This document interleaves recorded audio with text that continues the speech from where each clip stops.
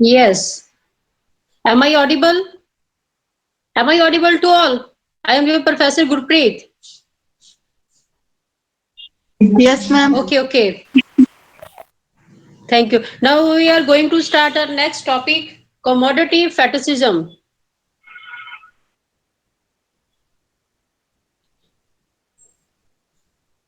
ਉਸ ਤੋਂ ਪਹਿਲਾਂ ਮੈਨੂੰ ਇੱਕ ਵਾਰੀ ਬੇਟੇ ਇਹ ਦੱਸੋ ਕਿ ਜੋ ਤੁਸੀਂ ਆਪਾਂ ਨੇ ਕੱਲ ਕੀਤਾ ਹੈ ਤੁਹਾਨੂੰ ਸਭ ਨੂੰ ਸਮਝ ਆਇਆ ਉਹ ਸਮਝ ਆਇਆ ਯੂਜ਼ ਵੈਲਿਊ ਕੀ ਹੁੰਦੀ ਹੈ ਐਕਸਚੇਂਜ ਵੈਲਿਊ ਕੀ ਹੁੰਦੀ ਹੈਗੀ ਸਭ ਸਮਝ ਹੈ ਕਿਉਂਕਿ ਜੋ ਟੌਪਿਕ ਅਸੀਂ ਅੱਜ ਕਰਾਂਗੇ ਨਾ ਉਹ ਉਸੇ ਦੇ ਨਾਲ ਹੀ ਕੋਰਿਲੇਟਡ ਹੈ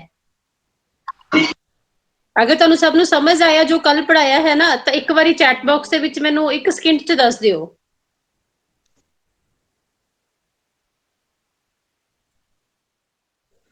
ਸਾਰੀ ਇੱਕ ਵਾਰੀ ਚੈਟ ਬਾਕਸ ਦੱਸ ਦਿਓ ਕਿ ਜੋ ਤੁਹਾਨੂੰ ਕਰਵਾਇਆ ਉਹ ਤੁਹਾਨੂੰ ਸਮਝ ਹੈ ਸਾਰੀ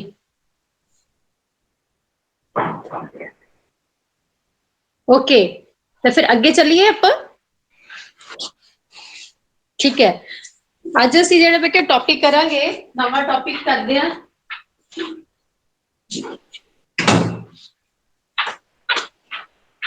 ਸੌਰੀ ਹਾਂ ਬੇਟੇ ਹੁਣ ਜਿਹੜਾ ਅਸੀਂ ਟੌਪਿਕ ਅੱਜ ਕਰਨਾ ਹੈ ਨਾ ਇਹ ਤੁਹਾਡੇ ਫਰਸਟ ਯੂਨਿਟ ਦੇ ਵਿੱਚ ਜੋ ਸੈਕਸ਼ਨ ਏ ਹੈ ਨਾ ਉਹਦੇ ਵਿੱਚ ਹੀ ਉਸ ਨੂੰ ਅੱਗੇ ਵਧਾ ਕੇ ਚੱਲਦੇ ਕੱਲ ਆਪਾਂ ਕੀਤਾ ਸੀ ਕਿ ਮਾਰਕਸ ਦਾ political economic basic analysis capitalism ਨੂੰ ਲੈ ਕੇ ਕਿਸ ਤਰ੍ਹਾਂ ਦਾ ਸੀ ਕੱਲ ਅਸੀਂ ਇਸ ਦੇ ਬਾਰੇ ਗੱਲ ਕੀਤੀ ਉਹਨਾਂ ਨੇ ਕਿਸ ਤਰ੍ਹਾਂ ਦੀ ਅਪਰੋਚ ਅਪਣਾਈ ਕੀ ਮੈਥਡੋਲੋਜੀ ਉਹਨਾਂ ਦੀ ਉਸ ਤੋਂ ਇਲਾਵਾ ਅਸੀਂ ਉਹਨਾਂ ਦਾ ਇੱਕ ਕੀਤਾ ਸੀ ਕਿ ਲੇਬਰ ਲਾਅ ਆਫ ਵੈਲਿਊ ਜਿਹੜਾ ਹੈਗਾ ਸੀ ਉਹ ਕੀਤਾ ਸਿਰਫ ਤੁਸੀਂ ਹੁਣ ਤੱਕ ਮੈਨੂੰ ਲੱਗਦਾ ਤੁਹਾਨੂੰ ਇਹ ਆਈਡੀਆ ਹੋ ਜਾਣਾ ਚਾਹੀਦਾ ਹੈਗਾ ਕਿ ਜੋ ਵੀ ਗੱਲ ਕਰਦੇ ਨੇ ਮਾਰਕਸ ਉਹ ਲੇਬਰ ਦੀ ਫੇਵਰ ਚ ਕਰਦੇ ਨੇ ਲੇਬਰ ਨੂੰ ਅੱਗੇ ਰੱਖ ਕੇ ਫਿਰ ਗੱਲ ਕਰਦੇ ਨੇ ਉਹ ਹਰ ਇੱਕ ਚੀਜ਼ ਦੀ ਠੀਕ ਹੈ ਨਾ ਲੇਬਰ ਉਹਨਾਂ ਲਈ ਬਹੁਤ ਇੰਪੋਰਟੈਂਟ ਹੈ ਇਸ ਲਈ ਅਸੀਂ ਉਸਦੀ ਯੂਜ਼ ਵੈਲਿਊ ਵੀ ਦੇਖੀ ਉਸਦੀ ਅਸੀਂ ਦੂਸਰੀ ਵੈਲਿਊ ਐਕਸਚੇਂਜ ਵੈਲਿਊ ਜਿਹੜੀ ਹੈਗੀ ਆ ਉਹ ਅਸੀਂ ਦੋਨੋਂ ਦੇਖੀ ਅੱਜ ਉਹਨਾਂ ਦਾ ਇੱਕ ਬਹੁਤ ਹੀ ਵਧੀਆ ਔਰ ਦੇਖਣ ਨੂੰ ਵੀ ਬੜਾ ਵਧੀਆ ਲੱਗਦਾ ਹੁੰਦਾ ਟੌਪਿਕ ਮੇਰਾ ਫੇਵਰਟ ਟੌਪਿਕ ਹੈ ਕਮੋਡਿਟੀ ਫੈਟਿਸਿਜ਼ਮ FETISHIM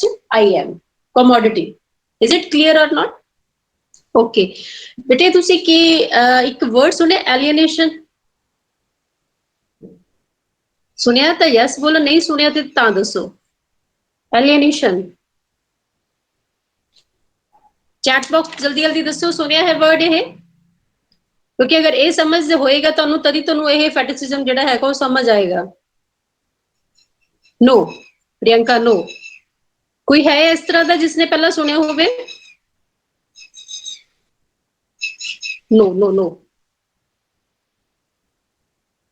ओके चलो बेटे ਅਸੀਂ ਗੱਲ ਕਰਦੇ ਹਾਂ ਅਸੀਂ ਕੋਈ ਗੱਲ ਨਹੀਂ ਬੇਟੇ ਆਪਾਂ ਇਸ ਗੱਲ ਨੂੰ ਕਰਦੇ ਆ ਬੇਟੇ ਐਲੀਨੇਸ਼ਨ ਹੁੰਦਾ ਹੈ ਇਮੋਸ਼ਨਲ ਸੈਂਸਿਟੀਵਿਟੀ ਹੁੰਦੀ ਹੈ ਹੈਨਾ ਅਸੀਂ ਕਿਸੇ ਨੂੰ ਕਿਸੇ ਚੀਜ਼ ਨੂੰ ਲੈ ਕੇ ਜਦੋਂ ਬਹੁਤ ਜ਼ਿਆਦਾ ਸੈਂਸਿਟਿਵ ਹੁੰਨੇ ਹੈਗੇ ਉਸ ਚੀਜ਼ ਨੂੰ ਜਾਂ ਤੁਸੀਂ ਇਨ ਸਿੰਪਲ ਲੈਂਗੁਏਜ ਦੇ ਵਿੱਚ ਕਹਿ ਦਿਓ ਕਿ ਤੁਸੀਂ ਕੋਈ ਵੀ ਕੰਮ ਕਰਨ ਲੱਗਦੇ ਹੋ ਉਹਦੇ ਵਿੱਚ ਤੁਸੀਂ ਹੌਲੀ ਹੌਲੀ ਤੁਸੀਂ ਫੈਡ ਅਪ ਹੋਣਾ ਵੀ ਸ਼ੁਰੂ ਹੋ ਜਾਂਦੇ ਹੋ ਕਿਸੇ ਕੰਮ ਦੇ ਵਿੱਚ ਹੈਨਾ ਤੁਸੀਂ ਉਸ ਦੇ ਨਾਲ ਇਮੋਸ਼ਨਲੀ ਅਟੈਚਡ ਨਹੀਂ ਹੁੰਦੇ ਹੈਗੇ ਉਸ ਚੀਜ਼ ਦੇ ਨਾਲ ਸਿਰਫ ਤੁਸੀਂ ਇੱਕ ਕੰਮ ਕਰ ਰਹੇ ਹੋ ਕਿਉਂਕਿ ਉਹ ਕੰਮ ਨੂੰ ਕਰਨ ਤੋਂ ਬਾਅਦ ਤੁਹਾਨੂੰ ਉਸ ਕੰਮ ਤੋਂ ਕੁਛ ਨਾ ਕੁਛ ਇਸ ਤਰ੍ਹਾਂ ਦੀ ਅਰਨਿੰਗ ਹੋ ਰਹੀ ਹੈਗੀ ਆ ਜੋ ਤੁਹਾਡੀ ਲਾਈਵਲੀਹੁੱਡ ਦੇ ਲਈ ਜ਼ਰੂਰੀ ਹੈ ਠੀਕ ਹੈ ਕਿ ਨਹੀਂ ਜਿਵੇਂ ਅਗਰ ਅਸੀਂ ਐਲੀਨੇਸ਼ਨ ਦੀ ਗੱਲ ਕਰਦੇ ਹੈਗੇ ਆ ਮਾਰਕਸਿਜ਼ਮ ਦੀ ਕੰਟੈਕਸਟ ਦੇ ਵਿੱਚ ਅਸੀਂ ਗੱਲ ਕਰਦੇ ਆ ਨਾ ਤਾਂ ਐਲੀਨੇਸ਼ਨ ਕੀ ਆ ਐਲੀਨੇਸ਼ਨ ਉਹਨਾਂ ਨੇ 4 ਤਰੀਕੇ ਨਾਲ ਡਿਵਾਈਡ ਕੀਤਾ ਉਹਨਾਂ ਨੇ ਮੇਨ ਲੇਬਰ ਨੂੰ ਹੀ ਰੱਖਿਆ ਪਹਿਲੀ ਕੀ ਆ ਐਲੀਏਨੇਟ ਹੋ ਜਾਂਦੇ ਨੇ ਐਲੀਏਨੇਟ ਹੋ ਜਾਣਾ ਜਾਂ ਤੁਸੀਂ ਕਹਿ ਸਕਦੇ ਕਿ ਫੈਡ ਅਪ ਹੋ ਜਾਣਾ ਕਿਸੇ ਕੰਮ ਦੇ ਕੋਲੋਂ ਜਦੋਂ ਕਿਸੇ ਕੰਮ ਨੂੰ ਕਰਦੇ ਕਰਦੇ ਉਹਦੇ ਵਿੱਚ ਉਸਦਾ ਆਪਣਾ ਦਿਮਾਗ ਲਗਾਉਣਾ ਬੰਦ ਹੋ ਜਾਏ ਜਿਵੇਂ ਹੁਣ ਲੇਬਰ ਹੈ ਇੱਕ ਲੇਬਰ ਐਲੀਏਨੇਟ ਕਿੱਥੇ ਹੁੰਦੀ ਹੈਗੀ ਆ ਪ੍ਰੋਡਕਟ ਇੱਕ ਤਾਂ ਪ੍ਰੋਡਕਟ ਤੋਂ ਹੋਏਗੀ ਐਲੀਏਨੇਟ ਇੱਕ ਸੈਲਫ ਤੋਂ ਹੋਏਗੀ ਇੱਕ ਸੁਸਾਇਟੀ ਤੋਂ ਹੋਏਗੀ ਤੇ ਚੌਥੀ ਐਲੀਏਨੇਟ ਹੁੰਦਾ ਹੈਗਾ ਸਾਡਾ ਪ੍ਰੋਡਿਊਸਰ ਕਿਵੇਂ ਐਲੀਏਨੇਟ ਹੁੰਦੇ ਹੈਗੇ ਨੇ ਇਹ ਦੇਖੋ ਜਿਹੜਾ ਇੱਕ ਸਾਡੀ ਲੇਬਰ ਹੈ ਲੇਬਰ ਆਪਣੇ ਪ੍ਰੋਡਕਟ ਤੋਂ ਐਲੀਨੇਟ ਕਿਵੇਂ ਹੁੰਦੀ ਆ ਜਦੋਂ ਕੋਈ ਲੇਬਰ ਕਿਸੇ ਪ੍ਰੋਡਕਟ ਨੂੰ ਪ੍ਰੋਡਿਊਸ ਕਰਦਾ ਹੈ ਠੀਕ ਹੈ ਨਾ ਉਹ ਆਪਣੀ ਲੇਬਰ ਪਾਵਰ ਲਗਾ ਰਿਹਾ ਉਹ ਆਪਣੀ ਲੇਬਰ ਪਾਵਰ ਲਗਾ ਰਿਹਾ ਬਟ ਉਹਦੇ ਵਿੱਚ ਆਪਣੀ ਕੋਈ ਕ੍ਰੀਏਟੀਵਿਟੀ ਨਹੀਂ ਪਾ ਰਿਹਾ ਉਸਨੂੰ ਜਿਸ ਤਰ੍ਹਾਂ ਦਾ ਪ੍ਰੋਡਿਊਸਰ ਦੇ ਵੱਲੋਂ ਕੋਈ ਆਰਡਰ ਆਂਦਾ ਨਾ ਪ੍ਰੋਡਿਊਸਰ ਜਿਹੜਾ ਹੈਗਾ ਉਸ ਚੀਜ਼ ਨੂੰ ਜਿਸਨੇ ਪ੍ਰੋਡਿਊਸ ਕਰਨਾ ਜਿਹੜਾ ਆਪਣੇ ਦੋ ਤਰ੍ਹਾਂ ਦੀ ਕਲਾਸਿਸ ਦੀ ਗੱਲ ਕੀਤੀ ਸੀ ਨਾ ਕੱਲ ਅਸੀਂ, ਕੈਪੀਟਲਿਸਟਿਕ ਦੇ ਵਿੱਚ ਕਿੱਦਾਂ ਦੇ ਹੁੰਦੇ ਨੇ, ਇੱਕ ਤਾਂ ਕੈਪੀਟਲਿਸਟਿਕ ਹੁੰਦੇ ਨੇ ਕੈਪੀਟਲਿਜ਼ਮ ਦੇ ਵਿੱਚ, ਦੂਸਰੇ ਹੁੰਦੇ ਨੇ ਵਰਕਰ ਕਲਾਸ ਹੁੰਦੀ ਹੈ। ਵਰਕਰ ਕੈਪੀਟਲਿਸਟਿਕ ਨੂੰ ਕੈਪੀਟਲਿਸਟਿਕ ਕਿਉਂ ਕਹਿੰਦੇ ਅਸੀਂ, ਕਿਉਂਕਿ ਉਹਦੇ ਕੋਲੇ ਮੀਨਸ ਆਫ ਪ੍ਰੋਡਕਟ ਜਿਹੜੇ ਹੈਗੇ ਨੇ, ਮੀਨਸ ਆਫ ਪ੍ਰੋਡਕਸ਼ਨ ਜਿਹੜੇ ਹੈਗੇ ਨੇ, ਉਹਦਾ ਉਹਦੇ ਕੀ ਹੁੰਦਾ, ਕਬਜ਼ਾ ਹੁੰਦਾ ਹੈਗਾ, ਠੀਕ ਹੈ, ਉਹਦੇ ਕੋਲੇ ਬਹੁਤ ਜ਼ਿਆਦਾ ਹੁੰਦੇ ਨੇ, ਐਕਸੈਸਿਵ ਹੁੰਦੇ ਹੈਗੇ ਨੇ। ਦੂਸਰੇ ਪਾਸੇ ਵਰਕਰ ਕਲਾਸ, ਵਰਕਿੰਗ ਕਿਉਂ ਕਹਿੰਦੇ, ਵਰਕਰਸ ਕਿਉਂ ਕਹਿੰਦੇ ਅਸੀਂ, ਲੇਬਰ ਕਿਉਂ ਕਹਿੰਦੇ, ਕਿਉਂਕਿ ਉਹਨਾਂ ਦੇ ਆਪਣੇ ਮੀਨਸ ਆਫ ਪ੍ਰੋਡਕਸ਼ਨ ਜਿਹੜੇ ਹੈਗੇ ਉਹ ਨਹੀਂ ਹੁੰਦੇ। ਕੱਲ ਇਸ ਬਾਰੇ ਅਸੀਂ ਗੱਲ ਕੀਤੀ ਸੀਗੀ, ਠੀਕ ਹੈ। ਹੁੰਦਾ ਕੀ ਹੈ, ਇਹ ਏਲੀਏਨੇਟ ਕਦੋਂ ਹੁੰਦੇ ਨੇ, ਜਦੋਂ ਇੱਕ ਕੈਪੀਟਲਿਸਟਿਕ ਜਿਹੜਾ ਹੈਗਾ ਆਪਣੀ ਪ੍ਰੋਡਕਸ਼ਨ ਦੇ ਮੀਨਸ ਨੂੰ ਲਗਾ ਕੇ ਕਿਸੇ ਚੀਜ਼ ਨੂੰ ਪ੍ਰੋਡਿਊਸ ਕਰਨ ਲੱਗਦਾ, ਤਾਂ ਉਸ ਸਮੇਂ ਜਿਹੜੀ ਲੇਬਰ ਹੈ, ਲੇਬਰ ਜਦੋਂ ਉਸਦੇ ਕਹੇ ਦੇ ਮੁਤਾਬਿਕ ਕੰਮ ਕਰਦੀ ਹੈ, ਉਹ ਕਹਿ ਦੇਵੇ ਕਿ ਤੁਸੀਂ ਇਹ ਬਾਕਸਿਸ ਤਿਆਰ ਕਰਨੇ ਆ, ਤੁਸੀਂ ਇਸ ਤਰ੍ਹਾਂ ਦਾ ਪ੍ਰੋਡਕਟ ਬਣਾ ਕੇ ਲੈ ਕੇ ਆਉਣਾ, ਉਹਨਾਂ ਨੂੰ ਜਿਸ ਤਰ੍ਹਾਂ ਦੀਆਂ ਇੰਸਟਰਕਸ਼ਨਸ ਪਾਸ ਆਨ ਹੋਣਗੀਆਂ, ਉਹ ਸੇਮ ਉਸੇ ਤਰ੍ਹਾਂ ਦੀ ਚੀਜ਼ ਬਣਾ ਕੇ ਰੱਖ ਦੇਗਾ। ਜਿਵੇਂ ਅਸੀਂ ਇੱਕ ਰੈਡੀਮੇਡ ਗਾਰਮੈਂਟਸ ਦੀ ਫੈਕਟਰੀ ਦੀ ਐਗਜ਼ਾਮਪਲ ਲੈ ਲੈਂਦੇ ਹਾਂ, ਕਿ ਫੈਕਟਰੀ ਦੇ ਵਿੱਚ ਬਲਕ ਦੇ ਵਿੱਚ ਸ਼ਰਟਸ ਬਣਦੀਆਂ ਨੇ ਜਾਂ ਟੀ ਸ਼ਰਟਸ ਬਣਦੀਆਂ ਹੈਗੀਆਂ ਨੇ, ਉਹਨਾਂ ਨੂੰ ਪ੍ਰੋਡਿਊਸਰ ਦੇ ਵੱਲੋਂ ਇੰਸਟਰਕਸ਼ਨਸ ਆਉਂਦੀਆਂ ਕਿ ਜਿੰਨੀਆਂ ਵੀ ਟੀ ਸ਼ਰਟਸ ਨੇ ਸਾਰੀਆਂ ਕਾਲਰ ਵਾਲੀਆਂ ਹੋਣੀਆਂ ਚਾਹੀਦੀਆਂ ਨੇ, ਤੇ ਸਭ ਦੇ ਉੱਪਰ 2 ਬਟਨ ਹੀ ਲੱਗਣੇ ਚਾਹੀਦੇ ਨੇ, ਠੀਕ ਹੈ ਨਾ, ਤੇ ਸਭ ਦੀ ਹਾਫ ਸਲੀਵਸ ਹੋਣੀਆਂ ਚਾਹੀਦੀਆਂ ਨੇ। ਹੁਣ ਕੀ ਆ ਇੱਥੇ ਐਲੀਏਨੇਸ਼ਨ ਜਿਹੜੀ ਹੈਗੀ ਆ ਉਹ ਕਿਵੇਂ ਆਊਗੀ, ਇੱਥੇ ਐਲੀਏਨੇਟ ਕਿਵੇਂ ਹੋਣਗੇ ਲੇਬਰ, ਉਸ ਪ੍ਰੋਡਕਟ ਦੇ ਵਿੱਚ ਆਪਣੀ ਕ੍ਰੀਏਟੀਵਿਟੀ ਨਹੀਂ ਦਿਖਾਉਣਗੇ, ਉਹ ਬਿਲਕੁਲ ਨਹੀਂ ਇਹ ਸੋਚਣਗੇ ਕਿ ਅਗਰ ਇਹ ਸਟਿਪ ਜਿਹੜੀ ਲਗਾਈ ਹੈਗੀ ਆ, ਅਗਰ ਇਹਤੇ 3 ਬਟਨ ਲਗਾ ਦਈਏ ਤਾਂ ਸ਼ਾਇਦ ਇਹ ਜਿਹੜਾ ਪ੍ਰੋਡਕਟ ਤਿਆਰ ਹੋ ਰਿਹਾ ਉਹ ਜ਼ਿਆਦਾ ਵਧੀਆ ਤਿਆਰ ਹੋਵੇ। ਜੇਕਰ ਉਸਨੇ ਸਾਨੂੰ ਇੰਸਟਰਕਸ਼ਨਸ ਹੋਈ ਕਿ ਫੁੱਲ ਸਲੀਵਸ ਆ, ਫੁੱਲ ਸਲੀਵਸ ਦੀ ਬਜਾਏ ਜੇਕਰ ਅਸੀਂ ਸੈਮੀ ਹਾਫ ਸਲੀਵਸ ਰੱਖ ਦਈਏ ਇਸਦੀਆਂ, ਤਾਂ ਸ਼ਾਇਦ ਜ਼ਿਆਦਾ ਵਧੀਆ ਹੋ ਜਾਊਗਾ, ਠੀਕ ਹੈ ਨਾ। ਉਹਨੇ ਆਪਣਾ ਦਿਮਾਗ ਡੈਡ ਕਰਕੇ ਬੈਠ ਜਾਣਾ, ਉਹ ਆਪਣਾ ਦਿਮਾਗ ਨਹੀਂ ਲਗਾਊਗਾ ਉਸ ਪ੍ਰੋਡਕਟ ਨੂੰ ਉਹਦੀ ਆਊਟਪੁੱਟ ਲੈਣ ਦੇ ਲਈ, ਜਾਂ ਉਸ ਪ੍ਰੋਡਕਟ ਨੂੰ ਪ੍ਰੋਡਿਊਸ ਕਰਨ ਦੇ ਲਈ ਆਪਣਾ ਬ੍ਰੇਨ ਲਗਾਉਣਾ ਬੰਦ ਕਰ ਦਿੰਦਾ, ਆਪਣੀ ਕ੍ਰੀਏਟੀਵਿਟੀ ਦਿਖਾਉਣੀ ਜਿਹੜੀ ਹੈਗੀ ਆ ਉਹ ਬੰਦ ਕਰ ਦਿੰਦਾ ਹੈਗਾ, ਕਿਉਂਕਿ ਉਹ ਡਿਸਾਈਡ ਹੀ, ਉਸਦੇ ਕੋਲੇ ਡਿਸੀਜ਼ਨ ਮੇਕਿੰਗ ਐਬਿਲਿਟੀ ਜਿਹੜੀ ਉਹਦੇ ਕੋਲੇ ਨਹੀਂ ਹੈਗੀ, ਉਹ ਡਿਸਾਈਡ ਨਹੀਂ ਕਰ ਸਕਦਾ ਹੈਗਾ, ਉਸਦਾ ਪ੍ਰੋਡਕਟ ਨੂੰ ਰੈਡੀ ਕਰਨ ਦੇ ਉੱਤੇ ਉਸਦਾ ਕੋਈ ਕੰਟਰੋਲ ਹੀ ਨਹੀਂ ਹੈਗਾ, ਠੀਕ ਹੈ ਨਾ। ਉਸਦਾ ਕੰਟਰੋਲ ਨਾ ਹੋਣ ਦੀ ਵਜ੍ਹਾ ਕਰਕੇ ਡੇਲੀ ਇੱਕੋ ਹੀ ਚੀਜ਼ ਨੂੰ ਜਦੋਂ ਉਹ ਪ੍ਰੋਡਿਊਸ ਕਰਦਾ ਜਾਂਦਾ ਹੈਗਾ ਹਨਾ, ਤਾਂ ਉਸਦੇ ਨਾਲ ਉਹ ਕੀ ਹੋ ਜਾਂਦਾ ਹੈਗਾ, ਐਲੀਏਨੇਟ ਹੋ ਜਾਂਦਾ, ਠੀਕ ਹੈ। ਇਹ ਹੈਗਾ ਉਸਦਾ ਕਿਹੜਾ ਪ੍ਰੋਡਕਟ ਐਲੀਏਨੇਟ ਹੋ ਗਿਆ। ਦੂਸਰਾ ਐਲੀਏਨੇਟ ਕੀ ਹੈ, ਸੈਲਫ ਐਲੀਏਨੇਟ ਕੀ ਹੈਗਾ, ਜਦੋਂ ਉਹ ਆਪਣੇ ਆਪ ਦੇ ਕੋਲੋਂ ਵੀ ਐਲੀਏਨੇਟ ਹੋ ਜਾਂਦਾ ਹੈਗਾ। ਕਿਵੇਂ ਆਪਣੇ ਆਪ ਦੇ ਕੋਲੋਂ, ਹਰ ਰੋਜ਼ ਇੱਕੋ ਹੀ ਰੂਟੀਨ ਦੇ ਵਿੱਚ ਜਦੋਂ ਉਹ ਕੰਮ ਕਰ ਰਿਹਾ, ਸੇਮ ਟਾਈਮ ਤੇ ਘਰ ਤੋਂ ਜਾਣਾ, ਸੇਮ ਹੀ ਕੰਮ ਕਰਦੇ ਜਾਣਾ, ਕਰੀ ਜਾਣਾ ਉਸਨੇ, ਉਹ ਆਪਣੇ ਜ਼ਿਆਦਾ ਅਰਨ ਕਰਨ ਦੇ ਲਈ, ਆਪਣੀ ਲਾਈਵਲੀਹੁੱਡ ਨੂੰ ਸਸਟੇਨ ਕਰਨ ਦੇ ਲਈ, ਆਪਣੇ ਲਿਵਿੰਗ ਸਟੈਂਡਰਡ ਨੂੰ ਮੇਨਟੇਨ ਕਰਕੇ ਰੱਖਣ ਦੇ ਲਈ ਜ਼ਿਆਦਾ ਵਰਕਿੰਗ ਆਵਰਸ ਜਿਹੜੇ ਹੈਗੇ ਨੇ ਉਹ ਕੰਮ ਕਰਦਾ ਹੈ, ਠੀਕ ਹੈ। ਪਰ ਜ਼ਿਆਦਾ ਵਰਕਿੰਗ ਆਵਰਸ ਕੰਮ ਕਰਨ ਤੋਂ ਬਾਅਦ ਵੀ ਨਾ ਉਹਨੂੰ ਉਨੀ ਜਿਹੜੀ ਵੇਜ਼ ਜਿਹੜੇ ਹੈਗੇ ਉਹ ਨਹੀਂ ਮਿਲਦੇ ਹੈਗੇ, ਠੀਕ ਹੈ। ਤਾਂ ਹੌਲੀ ਹੌਲੀ ਉਹ ਆਪਣੇ ਆਪ ਤੋਂ ਵੀ ਫੈਡਅਪ ਜਿਹੜਾ ਹੈਗਾ ਹੋਣਾ ਸ਼ੁਰੂ ਹੋ ਜਾਂਦਾ ਹੈ, ਠੀਕ ਹੈ। ਇਹ ਸੈਲਫ ਐਲੀਏਨੇਟ ਹੁੰਦਾ ਹੈਗਾ।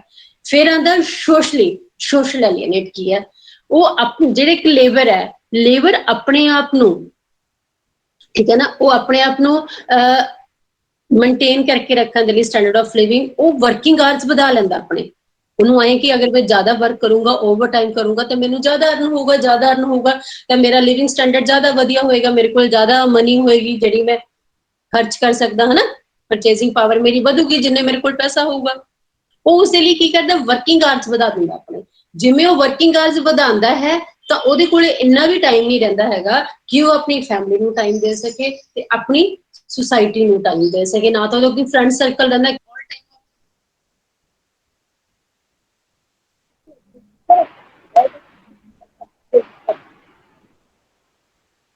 ਇਸ ਲਈ ਨਾ ਤਾਂ ਉਹ ਉਹਨਾਂ ਨੂੰ ਕਰ ਸਕਦਾ, ਠੀਕ ਹੈ, ਤੇ ਨਾ ਉਹ ਆਪਣੀ ਫੈਮਿਲੀ ਨੂੰ ਟਾਈਮ ਦੇ ਸਕਦਾ। ਘਰ ਜਾਂਦਾ ਥੱਕਿਆ ਹੁੰਦਾ, ਥੱਕ ਕੇ ਸੋ ਜਾਂਦਾ ਹੈ, ਜਾ ਕੇ ਸੋ ਕੇ ਫਿਰ ਸਵੇਰੇ ਉੱਠਦਾ ਹੈ, ਉੱਠ ਕੇ ਆਪਣਾ ਖਾਣਾ ਪੀਣਾ ਖਾਇਆ, ਫਿਰ ਆਪਣੀ ਵਰਕ ਤੇ ਆ, ਫੈਮਿਲੀ ਵੀ ਸਾਈਡ ਤੇ ਹੋਗੀ, ਸੁਸਾਇਟੀ ਵੀ ਸਾਈਡ ਤੇ ਹੋਗੀ, ਹੌਲੀ ਉਹ ਇਹਨਾਂ ਹੋ ਜਾਂਦਾ, ਬ੍ਰੇਕ ਹੋ ਜਾਂਦਾ ਹੈ, ਠੀਕ ਹੈ ਕਿ ਨਹੀਂ। ਹੌਲੀ ਹੌਲੀ ਉਹ ਟੁੱਟ ਜਾਂਦਾ ਇਹਨਾਂ ਦੇ ਨਾਲੋਂ। ਫਿਰ ਉਹਦੇ ਵਿੱਚ ਕੀ ਆਉਂਦੀ ਆ, ਸੋਸ਼ਲ ਐਲੀਏਨੇਸ਼ਨ ਆ ਜਾਂਦੀ ਹੈ, ਠੀਕ ਹੈ। ਚੌਥੀ ਟਾਈਪ ਦੀ ਐਲੀਏਨੇਸ਼ਨ ਜਿਹੜੀ ਹੈਗੀ ਆ ਉਹ ਹੈਗੀ ਸਾਡੀ ਕੈਪੀਟਲਿਸਟਿਕ, ਜਿਹੜਾ ਹੈਗਾ, ਜਿਹੜਾ ਪ੍ਰੋਡਿਊਸਰ ਹੈਗਾ, ਜਿਹਦੇ ਕੋਲੇ ਮੀਨਸ ਆਫ ਪ੍ਰੋਡਕਸ਼ਨ ਜਿਹੜੇ ਹੈਗੇ ਐਕਸੈਸ ਨੇ ਜਿਹਦੇ ਕੋਲੇ, ठीक है ना, ਜਿਹਦੇ ਆਪਣੇ ਕੰਮ ਦੇ ਉੱਪਰ ਮਾਸਟਰੀ ਹੈ ਜਿਸ ਬੰਦੇ ਦੀ, ਜਿਸ ਦੇ ਕੋਲੇ ਸਾਰੇ ਪ੍ਰੋਡਕਸ਼ਨ ਦੇ ਸਾਧਨ ਹੈਗੇ ਨੇ, ਲੈਂਡ ਵੀ ਹੈ, ਲੇਬਰ ਵੀ ਹੈ, ਕੈਪੀਟਲ ਵੀ ਹੈ, ਸਭ ਕੁਝ ਹੈ ਉਸ ਦੇ ਕੋਲੇ, ਹੈ ਨਾ। ਹੁਣ ਉਹਦੇ ਕੋਲ ਇੰਨਾ ਕੁਝ ਹੈਗਾ ਹੈ, ਫਿਰ ਉਹ ਇਸ ਸਿਚੁਏਸ਼ਨ ਦੇ ਵਿੱਚ ਕਿਉਂ ਆਉਂਦਾ, ਉਹਦੀ ਇਹ ਪੋਜੀਸ਼ਨ ਕਿਉਂ ਹੁੰਦੀ ਹੈਗੀ ਹੈ, ਉਹਦੀ ਪੋਜੀਸ਼ਨ ਇਸ ਕਰਕੇ ਹੁੰਦੀ ਹੈਗੀ ਹੈ ਇਸ ਤਰ੍ਹਾਂ ਦੀ, ਕਿਉਂਕਿ ਜਿਹੜੀ ਚੀਜ਼ ਨੂੰ ਪ੍ਰੋਡਿਊਸ ਕਰ ਰਿਹਾ ਹੈਗਾ ਨਾ, ਉਹਦਾ ਉਸ ਦੀ ਪ੍ਰੋਡਕਸ਼ਨ ਦੇ ਉੱਪਰ ਵੀ ਕੰਟਰੋਲ ਨਹੀਂ ਹੈਗਾ। ਹੁਣ ਆਪਾਂ ਇਹ ਕਹਿੰਦੇ ਆ ਕਿ ਜੇ ਸਾਰੀ ਚੀਜ਼ਾਂ ਉਹਦੀਆਂ ਨੇ, ਮਟੀਰੀਅਲ ਉਸਦਾ ਹੈ, ਮਸ਼ੀਨਰੀ ਉਸਦੀ ਹੈਗੀ ਆ, ਬਿਲਡਿੰਗ ਉਸਦੀ ਹੈਗੀ ਆ, ਇਨਫਰਾਸਟ੍ਰਕਚਰ ਸਾਰਾ ਉਸਦਾ ਹੈਗਾ ਹੈ, ਲੇਬਰ ਉਸਦੀ ਹੈਗੀ ਹੈ, ਹਰ ਕੋਈ ਉਸਦੀ ਗੱਲ ਮੰਨਦਾ, ਐਂਟਰਪ੍ਰੇਨਿਓਰ ਉਹ ਹੈਗਾ, ਮਨੀ ਉਹਦੇ ਕੋਲ ਹੈਗੀ ਹੈ, ਫਿਰ ਉਹ ਕਿੱਦਾਂ ਉਹਦੇ ਆਪਾਂ ਕਹਿ ਸਕਦੇ ਹੈਗੇ ਆ ਹਨਾ ਕਿ ਉਹਦੀ ਜਿਹੜਾ ਉਹ ਆਪਣੇ ਕੰਟਰੋਲ ਦੇ ਵਿੱਚ ਉਹਦੀ ਚੀਜ਼ਾਂ ਨਹੀਂ ਹੈਗੀਆਂ, ਉਹਦੇ ਕੰਟਰੋਲ ਦੇ ਵਿੱਚ ਬਿਲਕੁਲ ਵੀ ਨਹੀਂ ਹੈਗੇ ਚੀਜ਼ਾਂ ਕਿ ਉਸਨੇ ਪ੍ਰੋਡਿਊਸ ਕੀ ਕਰਨਾ, ਕਿੰਨਾ ਕਰਨਾ ਪ੍ਰੋਡਿਊਸ, ਕਿਵੇਂ ਕਰਨਾ ਉਹਦੇ ਕੰਟਰੋਲ 'ਚ ਆ, ਕਿੰਨਾ ਕਰਨਾ ਉਹਦੇ ਕੰਟਰੋਲ 'ਚ ਨਹੀਂ ਹੈਗਾ, ਕਿਵੇਂ ਕਰਨਾ ਉਹੀ ਉਹਦੇ ਕੰਟਰੋਲ ਦੇ 'ਚ ਕਿਉਂ ਨਹੀਂ ਹੈਗਾ, ਕਿਉਂਕਿ ਮਾਰਕੀਟ ਫੋਰਸਿਸ ਕੰਮ ਕਰਦੀਆਂ ਨੇ, ਵਰਕ ਕਰਦੀਆਂ ਨੇ।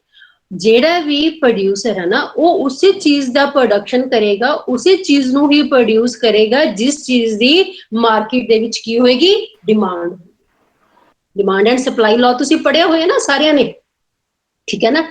ਜਿਸ ਚੀਜ਼ ਦੀ ਮਾਰਕੀਟ 'ਚ ਡਿਮਾਂਡ ਹੋਏਗੀ ਉਹ ਹੀ ਚੀਜ਼ ਪ੍ਰੋਡਿਊਸ ਕਰੇਗਾ, ਆਪਣੇ ਆਪ ਪ੍ਰੋਡਿਊਸ ਨਹੀਂ ਕਰ ਸਕਦਾ ਉਹ ਕਹੇ ਨਾ ਮੈਂ ਬਲਕ ਦੇ ਵਿੱਚ ਇਹ ਚੀਜ਼ ਬਣਾ ਕੇ ਰੱਖ ਲੈਣਾ, ਮੈਂ ਬਲਕ ਦੇ ਵਿੱਚ, ਜੀ ਗਰਮੀਆਂ ਦਾ ਸੀਜ਼ਨ ਹੈਗਾ, ਮੈਂ ਬਲਕ ਦੇ ਵਿੱਚ ਸਵੈਟਰਾਂ ਬਣਾ ਕੇ ਰੱਖ ਲੈਣਾ ਹੁਣ, ਠੀਕ ਹੈ, ਜਦੋਂ ਸਰਦੀ ਦਾ ਸੀਜ਼ਨ ਆਊਗਾ, ਜਿਵੇਂ ਸੀਜ਼ਨ ਸਟਾਰਟ ਹੁੰਦਾ ਮੈਂ ਆਪਣਾ ਸਾਰਾ ਸਟਾਕ ਕੱਢ ਦੂੰਗਾ, ਨਹੀਂ ਏਦਾਂ ਨਹੀਂ ਹੁੰਦਾ।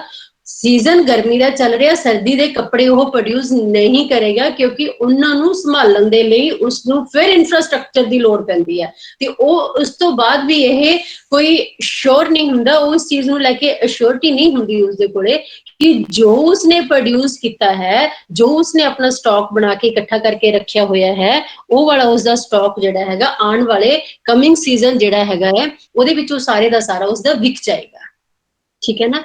ਉਹ ਉਸ ਚੀਜ਼ ਬਾਰੇ ਸ਼ੋਰ ਨਹੀਂ ਹੈਗਾ, ਇਸ ਲਈ ਕੀ ਹੈ, ਏਲੀਏਨੇਸ਼ਨ ਦੀ ਸਟੇਜ ਜਿਹੜੀ ਹੈਗੀ ਆ ਉਹਦੀ ਪ੍ਰੋਡਿਊਸਰ ਦੇ ਪੁਆਇੰਟ ਆਫ ਵਿਊ ਤੋਂ ਵੀ ਆਉਂਦੀ ਹੈਗੀ, ਕਿਉਂਕਿ ਇਹ ਚੀਜ਼ ਉਸਦੇ ਆਪਣੇ ਵੀ ਕੰਟਰੋਲ ਦੇ ਵਿੱਚ ਨਹੀਂ ਹੈਗੀ ਕਿ ਉਸਨੇ ਕਿੰਨਾ ਪ੍ਰੋਡਿਊਸ ਕਰਨਾ, ਉਹ ਹਮੇਸ਼ਾ ਕਿਸ ਦੇ ਉੱਤੇ ਡਿਪੈਂਡ ਕਰੂਗਾ, ਮਾਰਕੀਟ ਫੋਰਸਸ ਜਿਹੜੀਆਂ ਹੈਗੀਆਂ ਨੇ ਉਹ ਡਿਸਾਈਡ ਕਰਨਗੀਆਂ ਕਿ ਕਿੰਨਾ ਪ੍ਰੋਡਕਸ਼ਨ ਜਿਹੜੀ ਹੈਗੀ ਹੈ ਕਿਸੇ ਚੀਜ਼ ਦੀ ਜਿਹੜੀ ਹੈਗੀ ਹੈ ਉਹ ਕਰਨੀ ਹੈਗੀ ਹੈ। ਇਜ਼ ਇਟ ਕਲੀਅਰ ਔਰ ਨਾਟ? ਠੀਕ ਹੈ ਨਾ। ਹੁਣ ਅਸੀਂ 4 ਚੀਜ਼ਾਂ ਕੀਤੀਆਂ ਬੇਟੇ ਇੱਥੇ। ਪਹਿਲੀ ਕੀ ਕੀਤੀ ਹੈ, ਅਸੀਂ ਕਿੱਥੋਂ ਐਲੀਏਨੇਟ ਕਿੱਥੋਂ ਹੁੰਦੇ ਹੈਗੇ ਨੇ, ਲੇਬਰ, ਜਦੋਂ ਉਹ ਪ੍ਰੋਡਕਸ਼ਨ ਤੋਂ, ਠੀਕ ਹੈ, ਪ੍ਰੋਡਕਟ ਤੋਂ, ਕਿਉਂਕਿ ਆਪਣੀ ਕ੍ਰੀਏਟੀਵਿਟੀ ਨਹੀਂ ਸ਼ੋ ਕਰ ਸਕਦੇ ਉਹਨਾਂ ਦੇ ਆਪਣੇ ਕੰਟਰੋਲ ਦੇ ਵਿੱਚ ਨਹੀਂ ਇਹ ਚੀਜ਼ ਹੁੰਦੀ ਹੈਗੀ ਕਿ ਅਸੀਂ ਕਿਵੇਂ ਕਿਸੇ ਚੀਜ਼ ਨੂੰ ਪ੍ਰੋਡਿਊਸ ਕਰਨਾ ਹੈਗਾ। ਦੂਸਰੀ ਐਲੀਏਨੇਸ਼ਨ ਕਿੱਥੇ ਹੁੰਦੀ ਹੈਗੀ ਹੈ, ਸੈਲਫ, ਕਿਉਂਕਿ ਉਹਦੇ ਕੋਲੇ ਟਾਈਮ ਨਹੀਂ ਹੁੰਦਾ ਇੰਨਾ ਜ਼ਿਆਦਾ, ਉਹ ਆਪਣੇ ਆਪ ਨੂੰ ਇਸੇ 'ਚ ਹੀ ਰਹਿੰਦਾ ਹੈਗਾ ਕਿ ਮੈਂ ਆਪਣੇ ਆਪ ਨੂੰ ਸਸਟੇਨ ਕਿਵੇਂ ਕਰਕੇ ਰੱਖਣਾ ਹੈਗਾ, ਜੋ ਮੈਂ ਆਪਣਾ ਲਿਵਿੰਗ ਸਟੈਂਡਰਡ ਬਣਾ ਲਿਆ ਹੈਗਾ ਮੇਨਟੇਨ ਕਿਵੇਂ ਕਰਨਾ। ਦੂਸਰਾ ਅਸੀਂ ਇਸ ਦੇ ਬਾਰੇ ਗੱਲ ਕੀਤੀ। ਤੀਸਰਾ ਕੀ ਹੈ, ਸੋਸ਼ਲ ਐਲੀਏਨੇਸ਼ਨ ਹੁੰਦਾ। ਸੋਸ਼ਲ ਐਲੀਏਨੇਸ਼ਨ ਕਿ ਜਦੋਂ ਉਸੇ ਕੋਲੇ ਬਹੁਤ ਜ਼ਿਆਦਾ ਵਰਕ ਕਰ ਰਿਹਾ ਹੈਗਾ, ਓਵਰ ਟਾਈਮ ਲਗਾ ਰਿਹਾ ਹੈਗਾ, ਉਹਦੇ ਕੋਲੇ ਵਕਤ ਨਹੀਂ ਬਚਦਾ ਕਿ ਆਪਣੀ ਫੈਮਿਲੀ ਨੂੰ ਵਕਤ ਦੇਵੇ ਜਾਂ ਆਪਣੀ ਸੁਸਾਇਟੀ ਦੇ ਵਿੱਚ ਆਪਣੇ ਫਰੈਂਡਸ ਨੂੰ ਟਾਈਮ ਦੇਵੇ, ਇਸੇ ਲਈ ਉਹ ਐਲੀਏਨੇਟ ਹੋ ਜਾਂਦਾ ਉਸ ਤੋਂ। ਤੇ ਚੌਥਾ ਅਸੀਂ ਕੀਤਾ ਹੈਗਾ ਪ੍ਰੋਡਿਊਸਰ ਦੇ ਪੁਆਇੰਟ ਆਫ ਵਿਊ ਤੋਂ। ਪ੍ਰੋਡਿਊਸਰ ਐਲੀਏਨੇਟ ਕਿਉਂ ਹੁੰਦਾ ਹੈਗਾ, ਚਾਹੇ ਉਸਦਾ ਸਾਰੇ ਮੀਨਸ ਆਫ ਪ੍ਰੋਡਕਸ਼ਨ ਦੇ ਉੱਪਰ ਉਸਦਾ ਕੰਟਰੋਲ ਹੈ, ਉਹਦੇ ਆਪਣੇ ਨੇ ਸਾਰੇ, ਪਰ ਮਾਰਕੀਟ ਫੋਰਸਸ ਜਿਹੜੀਆਂ ਹੈਗੀਆਂ ਨੇ ਉਹਦੇ ਕੰਟਰੋਲ ਦੇ ਵਿੱਚ ਨਹੀਂ ਹੈਗੀਆਂ। ਉਹ ਡਿਮਾਂਡ ਐਂਡ ਸਪਲਾਈ ਜੋ ਚੱਲਦੀ ਆ ਉਹ ਉਸੇ ਨੂੰ ਦੇਖਦੇ ਹੋਏ ਹੀ ਚੀਜ਼ਾਂ ਨੂੰ ਪ੍ਰੋਡਿਊਸ ਕਰੇਗਾ। ਇਹ ਨਹੀਂ ਹੈਗਾ ਕਿ ਉਹ ਇਹ ਕਹੇ ਕਿ ਮੈਂ ਆਹ ਚੀਜ਼ ਪ੍ਰੋਡਿਊਸ ਕੀਤੀ ਤੇ ਮਾਰਕੀਟ ਦੇ ਵਿੱਚ ਉਹ ਵਿਕੇਗੀ ਹੀ ਵਿਕੇਗੀ, ਠੀਕ ਹੈ ਕਿ ਨਹੀਂ। ਇਹਦੇ ਪਿੱਛੇ ਜਿਹੜੀਆਂ ਮਾਰਕੀਟ ਫੋਰਸਸ ਜਿਹੜੀਆਂ ਹੈਗੀਆਂ ਨੇ ਉਹ ਕੰਮ ਕਰਦੀਆਂ ਨੇ ਨਾ, ਇਸ ਵਜ੍ਹਾ ਕਰਕੇ ਹੀ ਉਸਦੇ ਵਿੱਚ ਵੀ ਐਲੀਏਨੇਸ਼ਨ ਆ ਜਾਂਦੀ ਹੈ, ਉਹ ਵੀ ਐਲੀਏਨੇਟ ਹੋ ਜਾਂਦਾ ਹੈ। ਇਸ ਨੂੰ ਅਸੀਂ ਕਹਿੰਦੇ ਆ ਪ੍ਰੋਡਿਊਸਰ ਐਲੀਏਨੇਟ ਕਹਿੰਦੇ ਹੈਗੇ, ਠੀਕ ਹੈ। ਇਹ ਚੀਜ਼ਾਂ ਜਿਹੜੀਆਂ ਹੈਗੀਆਂ ਨੇ ਇਹ ਸਾਰੀਆਂ ਕੀ ਲੈ ਕੇ ਆਉਂਦੀਆਂ ਨੇ, ਫੈਟਿਸਿਜ਼ਮ ਨੂੰ ਲੈ ਕੇ ਆਉਂਦੀਆਂ। ਫੈਟਿਸਿਜ਼ਮ ਅਗਰ ਤੁਸੀਂ ਕਦੇ ਸੁਣਿਆ ਹੋਵੇ ਤਾਂ ਵਰਡ, ਇਹਦਾ ਮਤਲਬ ਹੁੰਦਾ natural objects have super natural power. Commodity fetishism ਦਾ ਮਤਲਬ ਹੈ ਕਿ ਕਿਸੇ ਵੀ ਕਮੋਡਿਟੀ ਦੇ ਵਿੱਚ ਜਦੋਂ ਇੱਕ ਸੁਪਰ ਨੈਚੁਰਲ ਪਾਵਰ ਜਿਹੜੀ ਹੈਗੀ ਉਹਦੇ ਪਿੱਛੇ ਵਰਕ ਕਰਦੀ ਹੈਗੀ ਹੈ, ਠੀਕ ਹੈ ਕਿ ਨਹੀਂ।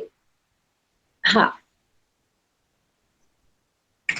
ਕਿਸ ਤਰ੍ਹਾਂ ਕਮੋਡਿਟੀ ਫੈਟਿਸਿਜ਼ਮ ਜਿਹੜਾ ਹੈਗਾ ਉਹ ਕੰਮ ਕਰਦਾ ਹੈਗਾ, ਕਿਵੇਂ ਕੰਮ ਕਰਦਾ, ਦੇਖੋ ਅਸੀਂ कैपिटलिस्टिक दे केस दे विच अगर असी मार्केट इन्हां दे ज़्यादा वर्क जिहड़ा कीता हैगा ना इस concept they which most popular word हैगा ये कमोडिटी फैटिसिज्म जिहड़ा हैगा पोलिटिकल साइंस ਦੇ ਵਿੱਚ ਆਉਂਦਾ सोशियोलॉजी ਦੇ ਵਿੱਚ ਆਉਂਦਾ और इकोनॉमिक्स ਦੇ ਵਿੱਚ ਇਸਨੂੰ ਬਹੁਤ यूज ਜਿਹੜਾ ਹੈਗਾ ਇਹ कमोडिटी फैटिसिज्म ਲਿਆ ਜਾਂਦਾ ਹੈਗਾ ਇਹਦੇ ਉੱਤੇ ਬਹੁਤ ਜ਼ਿਆਦਾ ਵਰਕ ਐਡੋਰਨੋ ਨੇ ਕੀਤਾ ਹੈਗਾ ਐਡੋਰਨੋ ਬਹੁਤ ਫੇਮਸ ਇਕੋਨੋਮਿਸਟ ਹੈ ਉਹਨਾਂ ਨੇ ਇਸ ਦੇ ਉੱਤੇ ਬਹੁਤ ਵਰਕ ਕੀਤਾ ਹੈਗਾ ਉਹ ਕੀ ਕਹਿੰਦੇ ਹੈਗੇ ਨੇ ਕਿ ਇਹ ਜਿਹੜਾ कमोडिटी फैटिसिज्म ਜਿਹੜਾ ਹੈਗਾ ਉਹ ਹੈ ਕਿ ਕੋਈ ਵੀ कमोडिटी कदों ਹੁੰਦੀ ਹੈ कोई भी कमोडिटी उस टाइम ਦੇ ਉੱਤੇ ਹੋਊਗੀ ਜਦੋਂ ਕੋਈ ਚੀਜ਼ ਮਾਰਕੀਟ ਦੇ ਵਿੱਚ ਜਾ ਕੇ ਕੀ ਹੋਏਗੀ ਸੈਲ ਹੋਏਗੀ ਮਾਰਕੀਟ ਦੇ ਵਿੱਚ ਜਾ ਕੇ ਜਦੋਂ ਅਸੀਂ ਕਿਸੇ ਚੀਜ਼ ਨੂੰ ਕੀ ਕਰ ਸਕਦੇ ਹੈਗੇ ਆ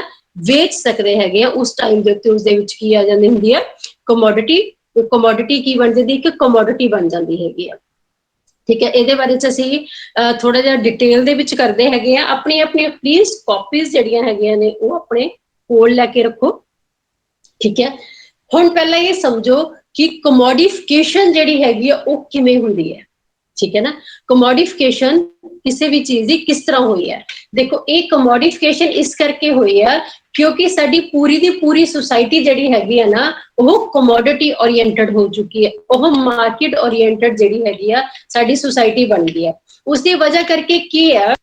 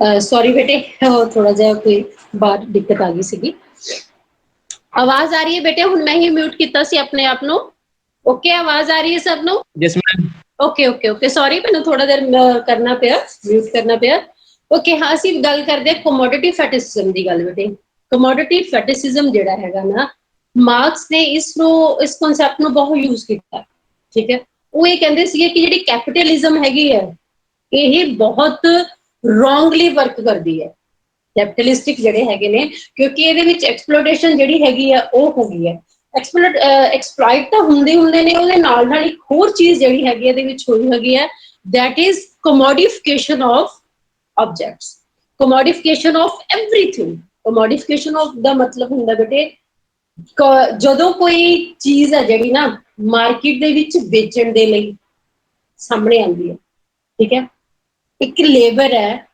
ਲੇਬਰ ਜਿਹੜਾ ਹੈਗਾ ਉਹ ਆਪਣੀ ਲੇਬਰ ਨੂੰ ਵੀ ਮਾਰਕੀਟ ਦੇ ਵਿੱਚ ਜਾ ਕੇ ਕੀ ਆ ਸੈਲ ਕਰਦਾ ਮਾਰਕੀਟ ਜਾ ਕੇ ਕੀ ਕਰਦਾ ਉਸਨੂੰ ਵੇਚਦਾ ਹੈਗਾ ਇਸ ਕਰਕੇ ਹੁਣ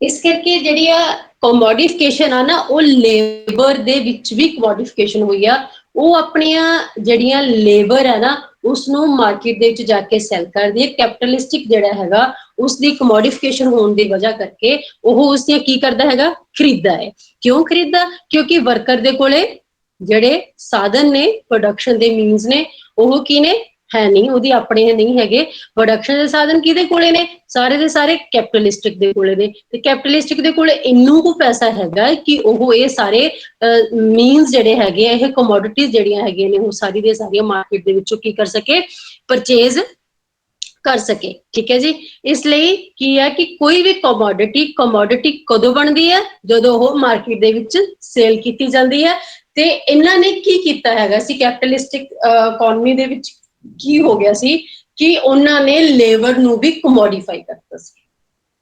ਲੇਬਰ ਨੂੰ ਕਮੋਡੀਫਾਈ ਕਰਨ ਦਾ ਮਤਲਬ ਕਿ ਉਹ ਲੇਬਰ ਵੀ ਜਿਹੜੀ ਹੈਗੀ ਆ ਉਹ ਮਾਰਕੀਟ ਦੇ ਵਿੱਚ ਕੀ ਆ ਉਹ ਸੇਲ ਜਿਹੜੀ ਹੈਗੀ ਆ ਉਹ ਹੁੰਦੀ ਸੀ ਤੇ ਜਿਹੜੀ ਲੇਬਰ ਹੈਗੀ ਉਹ ਆਪਣੀ ਲੇਬਰ ਪਾਵਰ ਨੂੰ ਲੇਬਰ ਨਹੀਂ ਸੇਲ ਕਰਦੇ, ਉਹ ਆਪਣੀ ਲੇਬਰ ਪਾਵਰ ਨੂੰ, ਉਹ ਪਾਵਰ ਜਿਸ ਦੇ ਨਾਲ ਉਹਨਾਂ ਦੇ ਕੋਲ એનર્ਜੀ ਹੁੰਦੀ ਆ, ਉਹਨਾਂ ਦੇ ਕੋਲ ਉਹ ਵਾਲੀ ਪਾਵਰ ਹੁੰਦੀ ਹੈ ਜਿਸ ਦੇ ਨਾਲ ਉਹ ਕਿਸੇ ਚੀਜ਼ ਨੂੰ ਪ੍ਰੋਡਿਊਸ ਕਰ ਸਕਦੇ। Is it clear or not? Commodification of labour ਸਮਝ ਆਈ ਕੀ ਹੁੰਦੀ ਹੈ? ਬੋਲਦੇ ਰਿਹਾ ਕਰੋ ਥੋੜਾ ਥੋੜਾ ਵਿੱਚ ਵਿੱਚ, ਫਿਰ ਮੈਨੂੰ ਅੱਛਾ ਲੱਗਦਾ ਹੈਗਾ ਹਨਾ। Yes ma'am. Yes, ma'am. हाँ जी मैम। ਸੈਕਿੰਡ ਹੈ ਕਿ ਕਮੋਡਿਟੀ ਫੈਟਿਸਿਜ਼ਮ ਦੇ ਵਿੱਚ ਦੋ ਚੀਜ਼ਾਂ ਆਉਂਦੀਆਂ ਜਿਨ੍ਹਾਂ ਦੇ ਉੱਤੇ ਕੱਲ ਮੈਂ ਬਹੁਤ ਸਟ੍ਰੈਸ ਦਿੱਤਾ ਸੀ, use value and exchange value. ਠੀਕ ਹੈ, ਯੂਜ਼ ਵੈਲਿਊ ਮਤਲਬ ਕਿ ਕੁਆਲਿਟੀ, ਐਕਸਚੇਂਜ ਵੈਲਿਊ ਮਤਲਬ ਕਿ ਕੁਆਂਟੀਟੀ ਦੀ ਗੱਲ ਕਰ ਰਹੇ ਹੈਗੇ ਆ। ਠੀਕ ਹੈ, ਜਦੋਂ ਵੀ ਕਮੋਡੀਫਿਕੇਸ਼ਨ ਆਉਂਦੀ ਹੈਗੀ ਆ, ਕਮੋਡੀਫਿਕੇਸ਼ਨ ਜਿਹੜੀ ਹੈਗੀ ਆ ਆਬਜੈਕਟ ਜਿਹੜੇ ਹੈਗੇ ਨੇ ਉਹਨਾਂ ਦੇ ਵਿੱਚ ਕਿਵੇਂ ਆਉਗੀ, ਕਿਉਂਕਿ ਉਹਨਾਂ ਦੀ ਕਿਸੇ ਨਾ ਕਿਸੇ ਦੀ ਯੂਜ਼ ਵੈਲਿਊ ਹੈਗੀ ਆ, ਉਹਨਾਂ ਦੀ ਕੋਈ ਨਾ ਕੋਈ ਐਕਸਚੇਂਜ ਵੈਲਿਊ ਜਿਹੜੀ ਹੈਗੀ ਆ ਨਾਲ ਉਹ ਵੀ ਉਹਦੇ ਵਰਕ ਕਰਦੀ ਹੈਗੀ ਆ।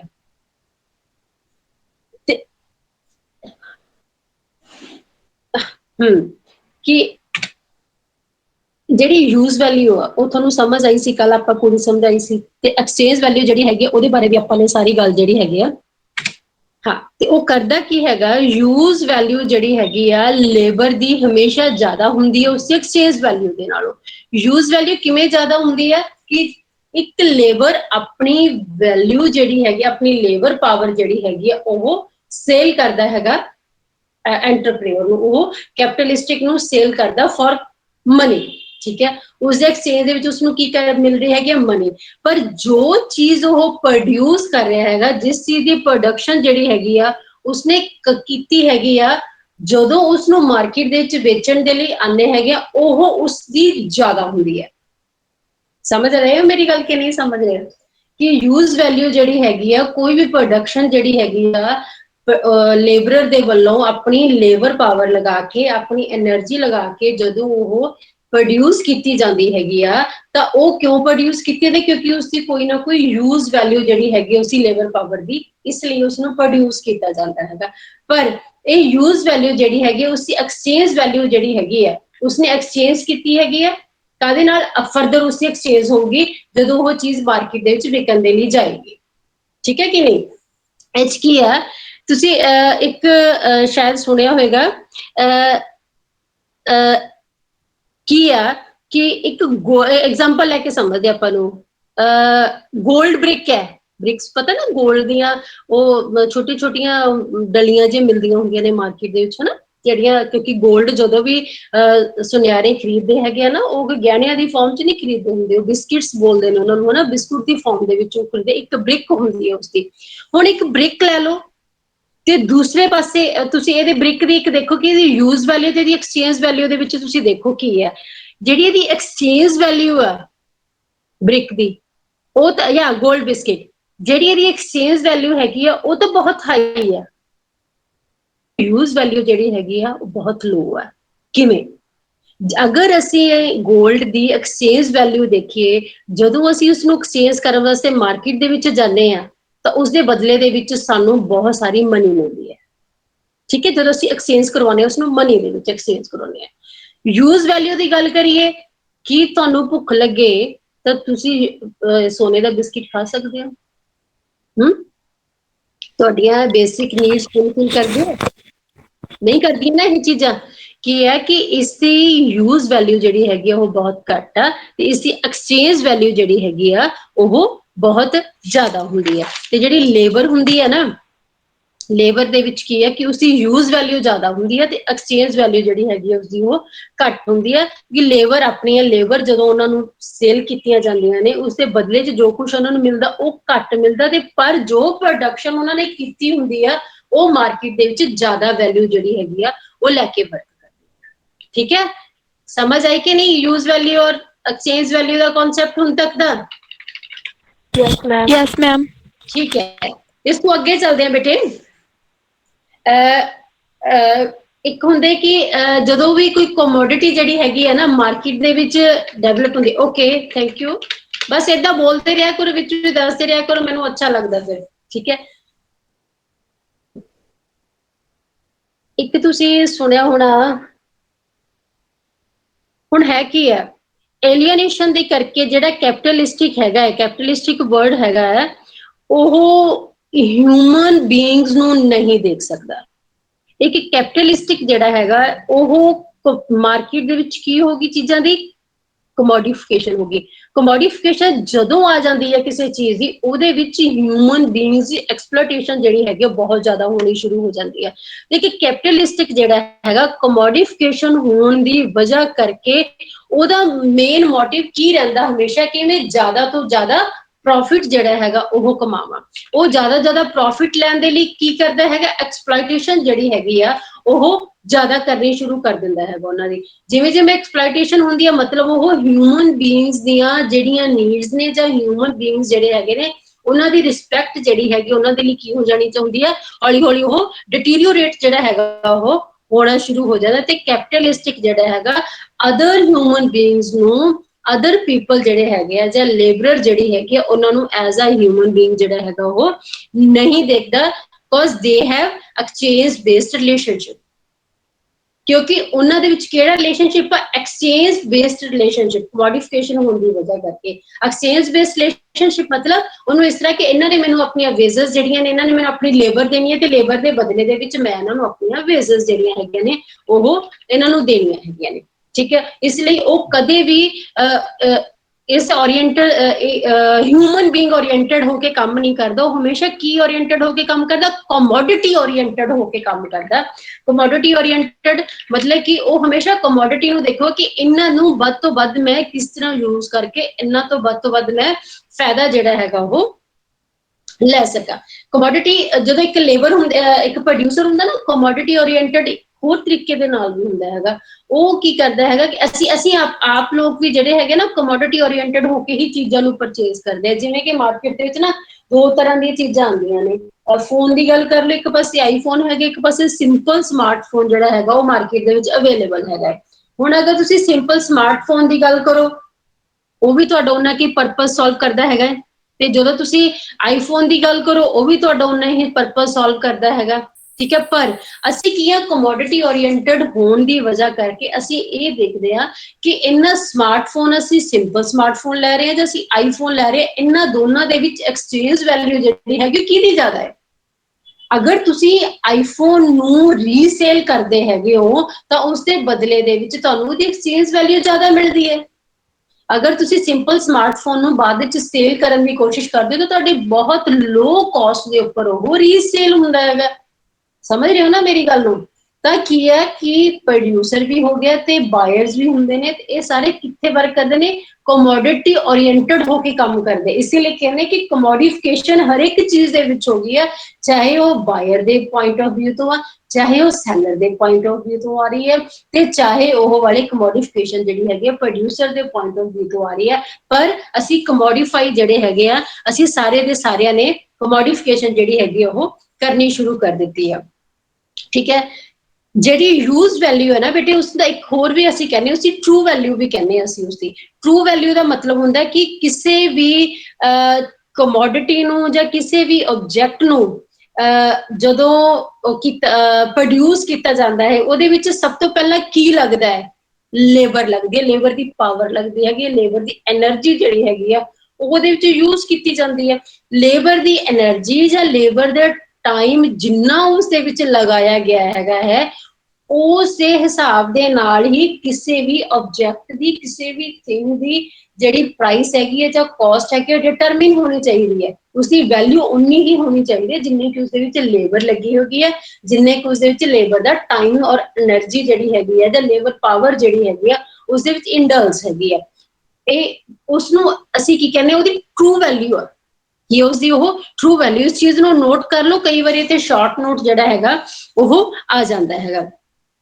ਟਰੂ ਵੈਲਿਊ ਤੇ ਇਹ ਤੇ ਮੈਂ ਤੁਹਾਨੂੰ ਇੱਕ ਛੋਟੀ ਜਿਹੀ ਐਗਜ਼ਾਮਪਲ ਦੇ ਨਾਲ ਦੱਸਦੀ ਕਿ ਕਿਸੇ ਚੀਜ਼ ਦੀ ਟਰੂ ਵੈਲਿਊ ਔਰ ਉਸਦੀ ਐਕਸਚੇਂਜ ਵੈਲਿਊ, ਯੂਜ਼ ਵੈਲਿਊ ਕਹਿ ਲਓ ਜਾਂ ਉਸਦੀ ਐਕਸਚੇਂਜ ਵੈਲਿਊ, ਦੋਨਾਂ ਦੇ ਵਿੱਚ ਫਰਕ ਕਿੱਥੇ ਆਉਂਦਾ, ਇਨਫੈਟਿਸਿਜ਼ਮ ਦੇ ਵਿੱਚ, ਹਨਾ।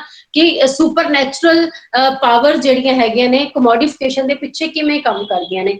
ਮੰਨ ਲਓ ਤੁਹਾਡੀ ਨੀਡ ਹੈ ਕਿ ਤੁਹਾਨੂੰ ਤੁਹਾਡੇ ਕੋਲ ਸਟੱਡੀ ਟੇਬਲ ਨਹੀਂ ਹੈ ਪੜ੍ਹਨ ਦੇ ਲਈ, ਤੁਸੀਂ ਸਟੱਡੀ ਟੇਬਲ ਜਿਹੜਾ ਹੈਗਾ ਉਹ आप प्रोड्यूस कर रहे हो, ठीक है। अगर ਤੁਸੀਂ ਉਹ ਸਟੱਡੀ ਟੇਬਲ ਨੂੰ ਆਪ ਪ੍ਰੋਡਿਊਸ ਕਰ ਰਹੇ ਹੋ ਤਾਂ ਤੁਸੀਂ ਕੀ ਬਣਾਇਆ, ਇੱਕ ਸਟੱਡੀ ਟੇਬਲ ਬਣਾਇਆ, ਤੁਹਾਡੇ ਕੋਲੇ ਘਰ ਦੇ ਵਿੱਚ ਕੋਈ ਲੱਕੜ ਪਈ ਸੀ, ਲੌਗ ਪਿਆ ਸੀ, ਤੁਸੀਂ ਉਸ ਲੌਗ ਨੂੰ ਉਠਾਇਆ ਤੇ ਉਸ ਨੂੰ ਤੁਸੀਂ ਮੋਡੀਫਾਈ ਕੀਤਾ, ਉਸ ਦੇ ਉੱਤੇ ਆਪਣੀ ਲੇਬਰ ਪਾਵਰ ਜਿਹੜੀ ਹੈਗੀ ਹੈ, ਲੇਬਰ એનર્ਜੀ ਜਾਂ ਆਪਣੀ ਹੈਗੀ ਹੈ ਜਿਹੜੀ ਤੁਸੀਂ ਉਹਦੇ ਉੱਤੇ ਲਗਾਈ, ਤਾਂ ਤੁਸੀਂ ਕੁਝ ਕੁ ਦਿਨਾਂ ਦੇ ਵਿੱਚ, ਇੱਕ ਦੋ ਦਿਨਾਂ ਦੇ ਵਿੱਚ ਤੁਸੀਂ ਉਸ ਨੂੰ ਕੀ ਕਰ ਲਿਆ ਹੈਗਾ, ਉਹ ਤੁਸੀਂ ਇੱਕ ਟੇਬਲ ਜਿਹੜਾ ਹੈਗਾ ਬਣਾ ਕੇ ਆਪਣੇ ਬੈੱਡ ਦੇ ਨਾਲ ਰੱਖ ਦਿੱਤਾ, ਜਿਸ ਦੀ ਤੁਹਾਨੂੰ ਬਹੁਤ ਜ਼ਰੂਰਤ ਸੀ, ਤੁਸੀਂ ਨੀਡੀ ਸੀਗੀ ਉਸ ਟੇਬਲ ਦੇ ਲਈ, ਤੇ ਉਹ ਟੇਬਲ ਤੁਹਾਡਾ ਕੀ ਕਰ ਰਿਹਾ, ਪਰਪਸ ਸੋਲਵ ਜਿਹੜਾ ਹੈਗਾ ਉਸਨੇ ਕਰਨਾ ਸ਼ੁਰੂ ਕਰ ਦਿੱਤਾ, ਤੇ ਤੁਸੀਂ ਆਪਣੇ ਬੈੱਡ ਤੇ ਬੈਠ ਕੇ ਆਪਣੇ ਸਟੱਡੀ ਟੇਬਲ ਜਿਹੜਾ ਹੈਗਾ ਉਹ ਉਸਦੇ ਨਾਲ ਲਗਾ ਲਿਆ। ਇੱਕ ਟੇਬਲ ਕੀ ਹੈ, ਇਹ ਟੇਬਲ ਮੈਂ ਆਪਣੇ ਆਪ ਦੇ ਲਈ ਬਣਾਇਆ। ਕਿਹਦੇ ਲਈ ਬਣਾਇਆ? ਮੈਂ ਆਪਣੇ ਆਪ ਦੇ ਲਈ ਬਣਾਇਆ। ਇਸ ਦੀ ਯੂਜ਼ ਵੈਲਿਊ ਮੇਰੇ ਲਈ ਹੈ, ਇਸ ਦੀ ਟਰੂ ਵੈਲਿਊ ਵੀ ਕਿਹਦੇ ਲਈ ਹੈ? ਮੇਰੇ ਲਈ ਹੈ। ਹੁਣ ਹੋਇਆ ਕਿ ਤੁਹਾਡਾ ਕੋਈ ਫਰੈਂਡ ਹੈ, ਉਹ ਤੁਹਾਡੇ ਕੋਲੇ ਆਇਆ, ਉਹ ਕਹਿੰਦਾ ਕਿ ਯਾਰ ਬਹੁਤ ਸੋਹਣਾ ਟੇਬਲ ਬਣਾਇਆ ਹੈਗਾ, ਇਹ ਟੇਬਲ ਤੂੰ ਮੈਨੂੰ ਕੀ ਕਰ ਦੇ, ਸੇਲ ਕਰ ਦੇ, ਇਹ ਟੇਬਲ ਤੇਰਾ ਕੀ ਹੈ, ਇਹ ਮੈਂ ਖਰੀਦ ਲੈਣਾ ਹੈਗਾ, ਹਨਾ। ਉਹ ਕਹਿੰਦਾ ਕਿ ਨਹੀਂ, ਇਹ ਟੇਬਲ ਮੈਂ ਆਪਣੇ ਲਈ ਬਣਾਇਆ ਬਿਕੋਜ਼ ਉਸਦੀ ਤੁਹਾਡੇ ਲਈ ਯੂਜ਼ ਵੈਲਿਊ ਹੈਗੀ, ਉਹ ਤੁਸੀਂ ਆਪਣੇ ਕੋਲੇ ਰੱਖਦੇ ਹੋ। ਉਹ ਕਹਿੰਦਾ ਕਿ ਨਹੀਂ ਯਾਰ, ਤੂੰ ਮੈਨੂੰ ਇਹ ਟੇਬਲ ਦੇ ਦੇ ਆਪਣਾ, ਮੈਂ ਤੈਨੂੰ ਇਸ ਦੇ ਬਦਲੇ ਵਿੱਚ ਇਹ ਚੀਜ਼ਾਂ ਦਊਂਗਾ। ਮੋਡੀਫਿਕੇਸ਼ਨ ਆ ਗਈ ਨਾ ਉੱਥੇ ਸੈਲ ਕਰਨ ਦੀ। ਉਹ ਕਹਿੰਦਾ ਮੈਂ ਤੈਨੂੰ ਏਦਾਂ ਦੀਆਂ ਚੀਜ਼ਾਂ ਦਊਂ। ਉਹ ਕਹਿੰਦਾ ਅੱਛਾ ਠੀਕ ਹੈ, ਓਕੇ। ਕਹਿੰਦਾ ਅਗਰ ਤੂੰ ਮੈਨੂੰ ਇਹ ਚੀਜ਼ਾਂ ਇਹਦੇ ਵਿੱਚ ਦੇਂਗਾ ਤਾਂ ਮੈਂ ਕੀ ਕਰਦਾ ਕਿ ਇਹ ਟੇਬਲ ਉਹ ਉਸਨੂੰ ਸੈਲ ਕਰਦਾ ਹੈ। ਉਹ ਕਹਿੰਦਾ ਮੈਂ ਤੇ ਤੋਂ ਅੱਗੇ ਹੋਰ ਵੀ ਟੇਬਲ ਜਿਹੜੇ ਹੈਗੇ ਇਸ ਤਰ੍ਹਾਂ ਦੇ ਬਲਕ ਦੇ ਵਿੱਚ ਲੈ ਲੂੰਗਾ। ਹੁਣ ਉਸ ਦੇ ਲਈ ਟਰੂ ਵੈਲਿਊ ਟੇਬਲ ਦੀ ਜਿਹੜੀ ਹੈਗੀ ਉਹ ਕੀ ਹੈ, ਜਾਂ ਯੂਜ਼ ਵੈਲਿਊ ਸੀ ਉਹ ਖਤਮ ਹੋ ਗਈ। ਹੁਣ ਕਿਹੜੀ ਵੈਲਿਊ ਦੇ ਵਿੱਚ ਉਹ ਸ਼ਿਫਟ ਹੋ ਗਿਆ? ਕਮੋਡਿਫਿਕੇਸ਼ਨ ਹੋਣ ਦੀ ਵਜ੍ਹਾ ਕਰਕੇ, ਕਮੋਡਿਟੀ ਫੈਟਿਸਿਜ਼ਮ ਦੀ ਵਜ੍ਹਾ ਕਰਕੇ ਉਹ ਕਿੱਧਰ ਨੂੰ ਸ਼ਿਫਟ ਹੋ ਗਿਆ? ਹੁਣ ਉਹ ਐਕਸਚੇਂਜ ਵੈਲਿਊ ਦੇ ਵੱਲ ਸ਼ਿਫਟ ਹੋ ਗਿਆ ਕਿ ਅਗਰ ਮੈਂ ਇੱਕ ਟੇਬਲ ਬਣਾਉਣਾ ਹੈਗਾ ਤਾਂ ਇੱਕ ਟੇਬਲ ਬਣਾਉਣ ਦੇ ਨਾਲ ਮੈਨੂੰ ਇਹ ਚੀਜ਼ਾਂ ਮਿਲ ਰਹੀਆਂ ਹੈਗੀਆਂ ਨੇ, ਅਗਰ ਮੈਂ ਜ਼ਿਆਦਾ ਟੇਬਲ ਬਣਾਉਂਗਾ ਤੇ ਉਸਦੇ ਬਦਲੇ ਵਿੱਚ ਮੈਨੂੰ ਕਿੰਨੀ ਮਨੀ ਮਿਲ ਰਹੀ ਹੈਗੀ ਉਸਦੇ ਲਈ, ਹੈ ਕਿ ਨਹੀਂ। ਫਿਰ ਉਹ ਕੀ ਆ ਕਿ ਜਿਹੜੀ ਲੌਗ ਉਸਦੇ ਕੋਲੇ ਪਹਿਲਾਂ ਬੇਕਾਰ ਪਈ ਸੀ, ਉਹਨੇ ਉਸ ਤੋਂ ਟੇਬਲ ਬਣਾਇਆ ਸੀ, ਹੁਣ ਉਹ ਮਾਰਕੀਟ ਦੇ ਵਿੱਚੋਂ ਪਰਚੇਸ ਕਰਕੇ ਹੋਰ ਬਣਾਊਗਾ। ਹੁਣ ਉਸਦੇ ਆਪਣੇ ਕੋਲੇ ਇੰਨਾ ਟਾਈਮ ਨਹੀਂ ਹੈਗਾ ਕਿ ਉਹ ਇੰਨੇ ਜ਼ਿਆਦਾ ਬਲਕ ਦੇ ਵਿੱਚ ਟੇਬਲਸ ਬਣਾ ਸਕੇ। ਉਹ ਮਾਰਕੀਟ ਵਿੱਚੋਂ ਕੀ ਕਰੂਗਾ? ਲੇਬਰ ਨੂੰ ਹਾਇਰ ਕਰੂਗਾ, ਲੇਬਰ ਨੂੰ ਹਾਇਰ ਕਰਕੇ ਉਹ ਉਹਦੇ ਉੱਤੇ ਕੰਮ ਵਰਕ ਕਰਨਾ ਜਿਹੜਾ ਹੈਗਾ ਉਹ ਸ਼ੁਰੂ ਕਰ ਦੂਗਾ, ਠੀਕ ਹੈ ਨਾ। ਫਿਰ ਉਸ ਤੋਂ ਕੀ ਕਰ ਲੂਗਾ ਕਿ ਉਸਦੀ ਐਕਸਚੇਂਜ ਵੈਲਿਊ ਜਿਹੜੀ ਹੈਗੀ ਆ, ਜੋ ਉਸਨੇ ਮਟੀਰੀਅਲ ਯੂਜ਼ ਕੀਤਾ, ਜੋ ਉਸਨੇ ਲੇਬਰ ਲਗਾਈ ਉਸਦੇ ਵਿੱਚ, ਜੋ ਲੇਬਰ ਨੂੰ ਉਸਦੇ ਬਦਲੇ ਚ ਉਸਨੇ ਵੇਜ ਦਿੱਤੇ ਹੈਗੇ ਆ, ਉਸ ਵੇਜ ਰੇਟ ਤੋਂ ਜ਼ਿਆਦਾ ਜਦੋਂ ਉਸਨੂੰ ਐਕਸਚੇਂਜ ਵੈਲਿਊ ਮਿਲਣੀ ਸ਼ੁਰੂ ਹੋ ਜਾਏਗੀ, that is called surplus value। समझ आ रही है अभी मेरी गल कि नहीं समझ आ रही? से yes or no? Yes ma'am. Yes ma'am. Okay. ਤੇ ਫਿਰ ਉਸੇ ਕੀ ਹੋ ਗਿਆ ਕਿ ਜਿਹੜੀ ਉਸਦੀ ਐਕਸਚੇਂਜ ਵੈਲਿਊ ਹੈਗੀ ਉਸੇ ਯੂਜ਼ ਵੈਲਿਊ ਤੋਂ ਕੀ ਹੋ ਗਈ? ਹਾਈ ਹੋ ਗਈ ਆ, ਕਿਉਂਕਿ ਪਹਿਲਾਂ ਉਹ ਬਣਾ ਰਿਹਾ ਸੀ ਆਪਣੀ ਨੀਡਸ ਨੂੰ ਫੁਲਫਿਲ ਕਰਨ ਦੇ ਲਈ। ਹੁਣ ਕੀ ਹੋ ਗਿਆ? ਅਗਰ ਉਸਨੇ ਕਿਸੇ ਚੀਜ਼ ਨੂੰ ਬਣਾਉਣ ਦੇ ਲਈ ਉਸਦੇ ਸਾਰੀ ਕਾਸਟ ਆਫ ਪ੍ਰੋਡਕਸ਼ਨ ਨੂੰ ਅਗਰ ਲਗਾ ਕੇ 200 ਰੁਪਏ ਦੇ ਵਿੱਚ ਉਸਦਾ ਇੱਕ ਟੇਬਲ ਤਿਆਰ ਹੁੰਦਾ, ਪਰ ਉਹ ਆਪਣੇ ਫਰੈਂਡ ਨੂੰ 250 ਚ ਵੇਚ ਰਿਹਾ ਹੈ, 230 ਚ ਵੇਚ ਰਿਹਾ, 235 ਚ ਵੇਚ ਰਿਹਾ, ਤੇ ਜਿਹੜਾ 200 ਤੋਂ ਉੱਪਰ ਜੋ ਉਸਨੂੰ ਮਿਲ ਰਿਹਾ ਹੈਗਾ, that is called surplus value। Surplus value ਦਾ ਤਾਂ ਪਤਾ ਨਾ ਕਿ ਸਰਪਲਸ ਕੀ ਹੁੰਦੀ ਹੈ ਕੋਈ ਚੀਜ਼, ਜਦੋਂ ਜਿੰਨੀ ਚੀਜ਼ ਦੇ ਤੇ ਉਹਦੇ ਅਸੀਂ ਸਾਰੇ ਪ੍ਰੋਡਕਸ਼ਨ ਜੋ ਉਸਦੀ ਕਨਸਟੈਂਟ ਕਾਸਟ ਹੁੰਦੀਆਂ ਨੇ, ਉਸਦੀਆਂ ਵੇਰੀਏਬਲ ਕਾਸਟ ਹੁੰਦੀਆਂ ਨੇ, ਉਹਨਾਂ ਸਾਰੀਆਂ ਨੂੰ ਕੱਢਣ ਤੋਂ ਬਾਅਦ ਜੋ ਸਾਡੇ ਕੋਲੇ ਅਸੀਂ ਉਸਦੀ ਕਾਸਟ ਨੂੰ ਤੈਅ ਕਰਦੇ ਹਾਂ, ਜੋ ਸਾਡੇ ਕੋਲੇ ਬਾਕੀ ਬਚਦਾ ਹੁੰਦਾ, ਉਹ ਸਾਡਾ ਸਰਪਲਸ ਵੈਲਿਊ ਹੁੰਦੀ ਹੈਗੀ। ਫਿਰ ਉਸਨੂੰ ਉੱਥੋਂ ਕੀ ਮਿਲਣਾ ਸ਼ੁਰੂ ਹੋ ਜਾਂਦਾ? ਸਰਪਲਸ ਵੈਲਿਊ ਮਿਲਣੀ ਸ਼ੁਰੂ ਹੋ ਜਾਂਦੀ ਹੈਗੀ ਆ, ਠੀਕ ਹੈ। ਫਿਰ ਫੈਟਿਸਿਜ਼ਮ ਕਿੱਥੇ ਆਉਂਦਾ ਹੈਗਾ? ਯੂਜ਼ ਵੈਲਿਊ ਔਰ ਐਕਸਚੇਂਜ ਵੈਲਿਊ ਦੇ ਵਿੱਚ। ਦੇਖੋ ਮੰਨ ਲਓ ਕੋਈ ਰੇਅਰ ਡਿਜ਼ੀਜ਼ ਹੈ ਨਾ, ਕੋਈ ਡਿਜ਼ੀਜ਼ ਹੈ ਕੋਈ ਇਸ ਤਰ੍ਹਾਂ ਦੀ। ਹੁਣ ਅੱਜ ਕੱਲ ਕਰੋਨਾ ਵਾਇਰਸ ਦਾ ਟਾਈਮ ਚੱਲ ਰਿਹਾ ਹੈਗਾ, ਹਨਾ। ਕਰੋਨਾ ਵਾਇਰਸ ਨੂੰ ਤਕਰੀਬਨ ਸਾਲ ਹੋ ਗਿਆ, ਲਾਸਟ ਈਅਰ ਇਹਨਾਂ ਤਰੀਕਾਂ ਦੇ ਵਿੱਚ ਹੀ ਲੋਕਡਾਊਨ ਹੋਣਾ ਸ਼ੁਰੂ ਹੋ ਗਿਆ ਸੀਗਾ, ਠੀਕ ਹੈ ਨਾ। ਹੁਣ ਦੇਖੋ ਕਰੋਨਾ ਵਾਇਰਸ, ਸਾਨੂੰ ਪਤਾ ਕਿ ਵੀ ਕਰੋਨਾ ਵਾਇਰਸ ਫੈਲਿਆ ਤੇ ਇਸ ਦੀ ਸਾਰਿਆਂ ਨੇ ਵੈਕਸੀਨੇਸ਼ਨ ਵੀ ਲੈਣੀ ਹੈ। ਇਸ ਕਲੀਅਰ? ਵੈਕਸੀਨ ਮਾਰਕੀਟ ਦੇ ਵਿੱਚ ਆਊਗੀ। ਹੁਣ ਇਹ ਰੇਅਰ ਡਿਸੀਜ਼ ਨਹੀਂ ਰਹੀ, ਕਾਮਨ ਡਿਜ਼ੀਜ਼ ਹੋ ਗਈ ਇਹ, ਹਨਾ। ਤੇ ਇਹ ਇਸ ਅਗਰ ਦੋਨੋਂ ਦੇ ਮਾਮਲੇ ਚ ਦੇਖਾਂਗੇ, ਰੇਅਰ ਡਿਸੀਜ਼ ਦੇ ਮਾਮਲੇ ਚ ਵੀ ਦੇਖਾਂਗੇ ਤੇ ਇਸ ਦੇ ਮਾਮਲੇ ਚ, ਕਰੋਨਾ ਵਾਇਰਸ ਦੀ ਗੱਲ ਕਰਦੇ, ਕਰੋਨਾ ਵਾਇਰਸ ਦੇ ਮਾਮਲੇ ਦੇ ਵਿੱਚ ਕੀ ਹੈ ਕਿ ਕੋਈ ਹੁਣ ਜ਼ਰੂਰੀ ਸੀਗਾ ਕਿ ਕਰੋਨਾ ਫੈਲਿਆ ਹੈਗਾ ਤੇ ਇਸੇ ਲਈ ਕੋਈ ਨਾ ਕੋਈ ਵੈਕਸੀਨੇਸ਼ਨ ਦਾ ਆਉਣਾ ਵੀ ਜ਼ਰੂਰੀ ਹੈ। ਵੈਕਸੀਨੇਸ਼ਨ ਦਾ ਆਉਣ ਦਾ ਮਤਲਬ ਕੀ ਹੈ ਕਿ ਜਦੋਂ ਮਾਰਕੀਟ ਦੇ ਵਿੱਚ ਵੈਕਸੀਨੇਸ਼ਨ ਆਈ ਤਾਂ ਉਸਦੀ ਯੂਜ਼ ਵੈਲਿਊ ਬਹੁਤ ਆ ਸਾਡੇ ਲਈ। ਉਸਦੀ ਯੂਜ਼ ਵੈਲਿਊ ਕੀ ਹੈ, ਬਹੁਤ ਜ਼ਿਆਦਾ ਹੈਗੀ ਹੈ ਤੇ ਉਸਦੀ ਐਕਸਚੇਂਜ ਵੈਲਿਊ ਸਾਡੀ ਗਵਰਨਮੈਂਟ ਨੇ, ਪੰਜਾਬ ਗਵਰਨਮੈਂਟ ਨੇ, ਸੌਰੀ ਇੰਡੀਅਨ ਗਵਰਨਮੈਂਟ ਨੇ ਬਹੁਤ ਘੱਟ ਰੱਖੀ ਹੈ। 250 ਰੁਪਏ ਦਾ ਸਾਰਾ ਇੱਕ ਇੰਜੈਕਸ਼ਨ ਜਿਹੜਾ ਹੈਗਾ ਉਹ ਲੱਗਦਾ। ਉਸਦੀ ਐਕਸਚੇਂਜ ਵੈਲਿਊ ਜਿਹੜੀ ਹੈਗੀ ਹੈ ਉਹ ਘੱਟ ਆ ਤੇ ਉਸਦੀ ਯੂਜ਼ ਵੈਲਿਊ ਜ਼ਿਆਦਾ ਹੈਗੀ ਹੈ। ਕਿਵੇਂ? ਕਿਉਂਕਿ ਜਦੋਂ ਅਸੀਂ ਵੈਕਸੀਨੇਸ਼ਨ ਲੈ ਲਵਾਂਗੇ ਤਾਂ ਉਸ ਦੇ ਨਾਲ ਅਸੀਂ ਆਪਣੇ ਆਪ ਨੂੰ ਸਿਕਿਉਰ ਫੀਲ ਕਰਾਂਗੇ ਕਿ ਸਾਨੂੰ ਦੁਬਾਰਾ ਕਰੋਨਾ ਜਿਹੜਾ ਹੈਗਾ ਉਹ ਨਹੀਂ ਹੋਏਗਾ। ਠੀਕ ਹੈ ਜੀ। ਦੂਸਰੇ ਪਾਸੇ ਕੀ ਆ ਕਿ ਕੋਈ ਰੇਅਰ ਡਿਜ਼ੀਜ਼ ਹੈ, ਰੇਅਰ ਡਿਜ਼ੀਜ਼ ਬਹੁਤ ਘੱਟ ਲੋਕਾਂ ਨੂੰ ਹੁੰਦੀ ਆ, ਪਰ ਹੁੰਦੀ ਆ ਜਦੋਂ ਬਹੁਤ ਹੀ ਜ਼ਿਆਦਾ ਸੀਰੀਅਸ ਹੁੰਦੀ ਹੈ। ਉਸਦੇ ਨਾਲ ਬੰਦੇ ਦੀ ਡੈਥ ਹੋਣ ਦੇ ਚਾਂਸਸ ਵੀ ਬਹੁਤ ਜ਼ਿਆਦਾ ਹੁੰਦੇ ਨੇ। ਹੁਣ ਡਿਜ਼ੀਜ਼ ਹੈ ਕਿਹੜੀ ਹੈ, ਰੇਅਰ ਹੈਗੀ ਆ, ਪਰ ਹੁਣ ਜਦੋਂ ਉਸਦੀ ਕੋਈ ਫਾਰਮਾਸਿਊਟੀਕਲ ਜਿਹੜੇ ਹੈਗੇ ਨੇ ਕੰਪਨੀ ਆ, ਉਹ ਉਸਦੀ ਵੈਕਸੀਨੇਸ਼ਨ ਬਣਾਉਣ ਦੇ ਵਿੱਚ ਆਪਣੀ ਲੇਬਰ ਜ਼ਿਆਦਾ ਨਹੀਂ ਲਗਾਉਂਦੇ। ਕਿਉਂ ਨਹੀਂ ਲਗਾਉਂਦੇ? ਕਿਉਂਕਿ ਇਸਦੀ ਯੂਜ਼ ਵੈਲਿਊ ਬਹੁਤ ਘੱਟ ਹੈ, ਕਿਉਂਕਿ ਰੇਅਰ ਲੋਕਾਂ ਨੂੰ ਹੈ, ਬਹੁਤ ਘੱਟ ਲੋਕਾਂ ਨੂੰ ਆ, ਪਰ ਇਸਦੀ ਐਕਸਚੇਂਜ ਵੈਲਿਊ ਬਹੁਤ ਜ਼ਿਆਦਾ ਹੋਊਗੀ ਕਿ ਉਹ ਹਾਈ ਕਾਸਟ ਦੇ ਉੱਪਰ ਵੀ ਵਿਕੂਗੀ ਇਹ ਵਾਲੀ ਚੀਜ਼ ਨਾ।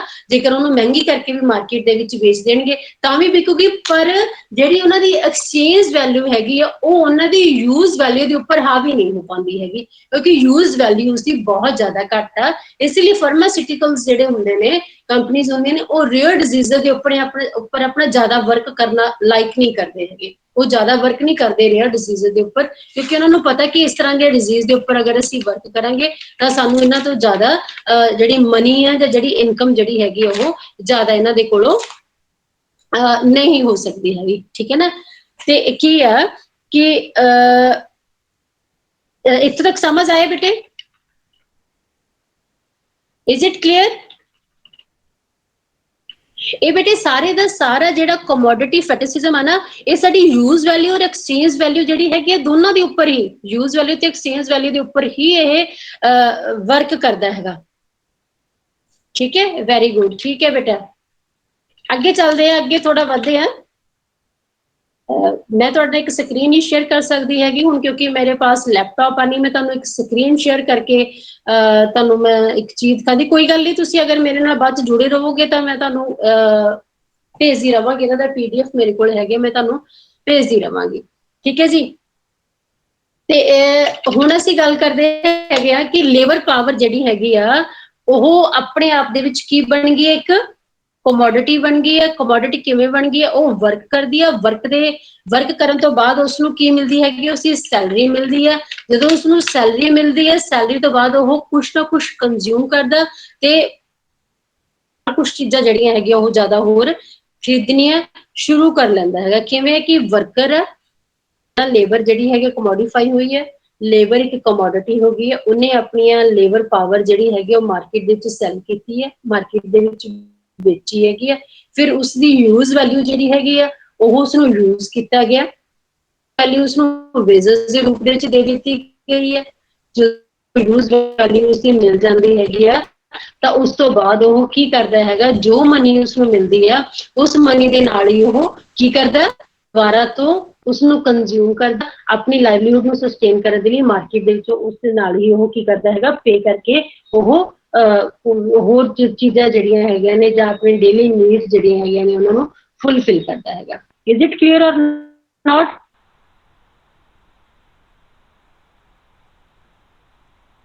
ਲਾਈਫ ਨੂੰ ਮੇਨਟੇਨ ਕਰਕੇ ਰੱਖਣ ਦੇ ਲਈ, ਆਪਣੀ ਲਾਈਫ ਨੂੰ ਸਸਟੇਨ ਕਰਕੇ ਰੱਖਣ ਦੇ ਲਈ ਉਹ ਕੀ ਕਰਦਾ ਹੈਗਾ? ਉਹ ਆਪਣੀਆਂ ਜਿਹੜੀਆਂ ਕਮੋਡਿਟੀਜ਼ ਜਿਹੜੀਆਂ ਹੈਗੀਆਂ ਉੱਥੋਂ ਕੰਜ਼ਿਊਮ ਕਰਦਾ ਹੈਗਾ। ਇਜ਼ ਇਟ ਕਲੀਅਰ ਔਰ ਨਾਟ? ਠੀਕ ਹੈ।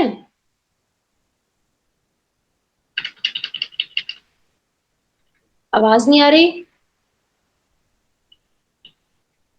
ਇੱਕ ਵਾਰੀ ਜਿਹੜਾ ਬੇਟੇ ਮੇਰੀ ਕਲਾਸ ਚ ਲੈਫਟ ਹੋ ਜਾਓਗੇ ਨਾ, ਮੈਂ ਦੁਬਾਰਾ ਕਿਸੇ ਨੂੰ ਵਿੱਚ ਅੰਦਰ ਆਣ ਨਹੀਂ ਦੇਣਾ ਹੈਗਾ, ਫਿਰ ਮੈਂ ਖੁਦ ਲੈਫਟ ਕਰਦੇ ਰਹਿਣਾ।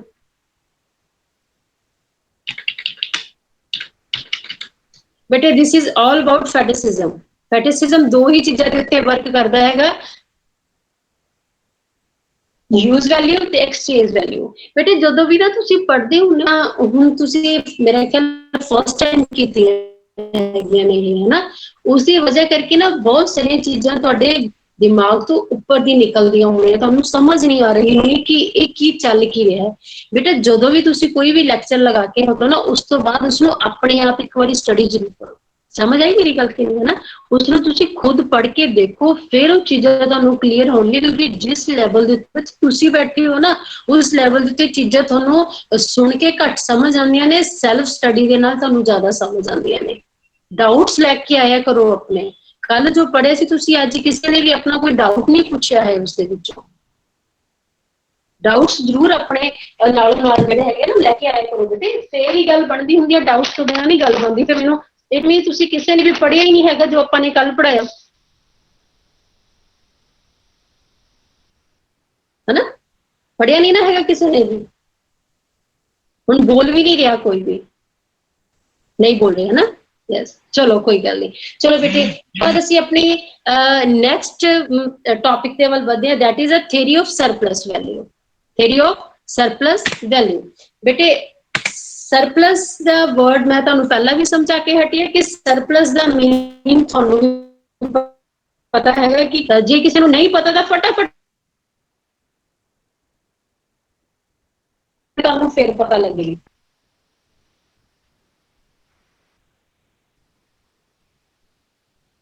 ਲੇਬਰ ਕਮੋਡਿਟੀ ਬੇਟੇ ਕੀ ਲਿਖ ਰਹੇ ਹੈਗੇ ਹੋ? ਪਲੀਜ਼ ਰਿਪੀਟ ਕਰੋ ਕੀ ਲਿਖਿਆ ਹੈਗਾ।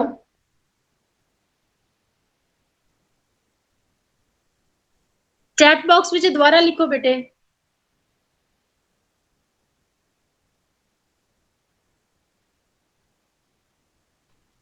ਵਾਇਸ ਨਹੀਂ ਆ ਰਹੀ ਬੇਟੇ, ਮੇਰਾ ਤਾਂ ਵਾਈਫਾਈ ਲੱਗਿਆ ਹੋਇਆ, ਮੇਰੇ ਵੱਲੋਂ ਕੋਈ ਦਿੱਕਤ ਨਹੀਂ ਹੈਗੀ। ਤੁਸੀਂ ਦੇਖੋ ਤੁਹਾਡਾ ਕੋਈ ਰੇਂਜ ਦੀ ਦਿੱਕਤ ਹੋਗੀ, ਅੰਦਰ ਬਾਹਰ ਹੋ ਕੇ ਦੇਖ ਲਓ ਬੇਟੇ।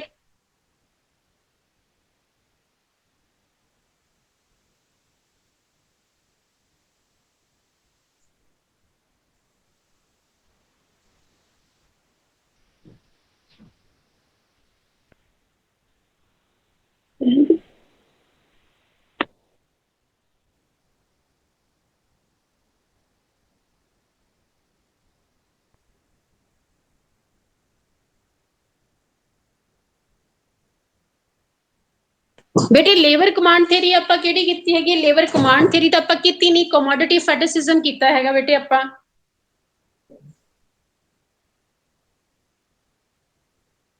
ਬੋਲੋ ਬੇਟੇ, अपना माइक अनम्यूट करके मेरे नाल कन्वर्सेशन ते आओ जरा।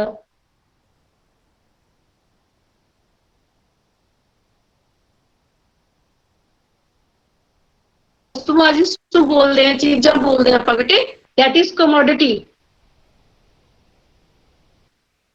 लेट ज्वाइन किया सी? ओके बेटा, next topic is theory of surplus value. Surplus value की गल बेटे, जो सरप्लस मैं थोड़ा हुणे थोड़ी देर पहला भी समझा के हटी है कि सरप्लस का मतलब ही की हुंदा है कि difference between amount range from. Hello madam ji. जी मैडम जी। हेलो बोलो। हाँ जी हाँ जी बोलो जसविंदर सिंह। हाजिर मैडम जी, मैं भी हाजिर हाँ जी। हाँ जी बेटे, वो तो तुहाडी अटेंडेंस बाद च ले लांगे जी आपां, कोई गल नहीं। म्यूट हो जाओ हुण अपने आप मैडम हो जी जाके। ग्रुप दे विच ना ऐड कर दो। तुसी ग्रुप च ऐड है नहीं बेटे, जे ग्रुप च ऐड नहीं होंगे तो फिर किवें अज क्लास किवें ला रहे हो तुसी बेटे? लिंक तुहाडे किसी फ्रेंड ने शेयर किया तुहाडे नाल? हाँ जी। तुहाडे फ्रेंड ने लिंक शेयर किया तुहाडे नाल, तुसी ग्रुप दे विच शामिल नहीं हैगे? हाँ जी हाँ जी। कोई गल नहीं बेटे, करवा देनी है मैं शामिल तुहानू ग्रुप दे विच। तुसी मैनू अलग तो मैसेज भेज, ठीक है? ठीक है मैडम जी, ठीक है धन्यवाद। ओके बेटे, म्यूट हो जाओ प्लीज।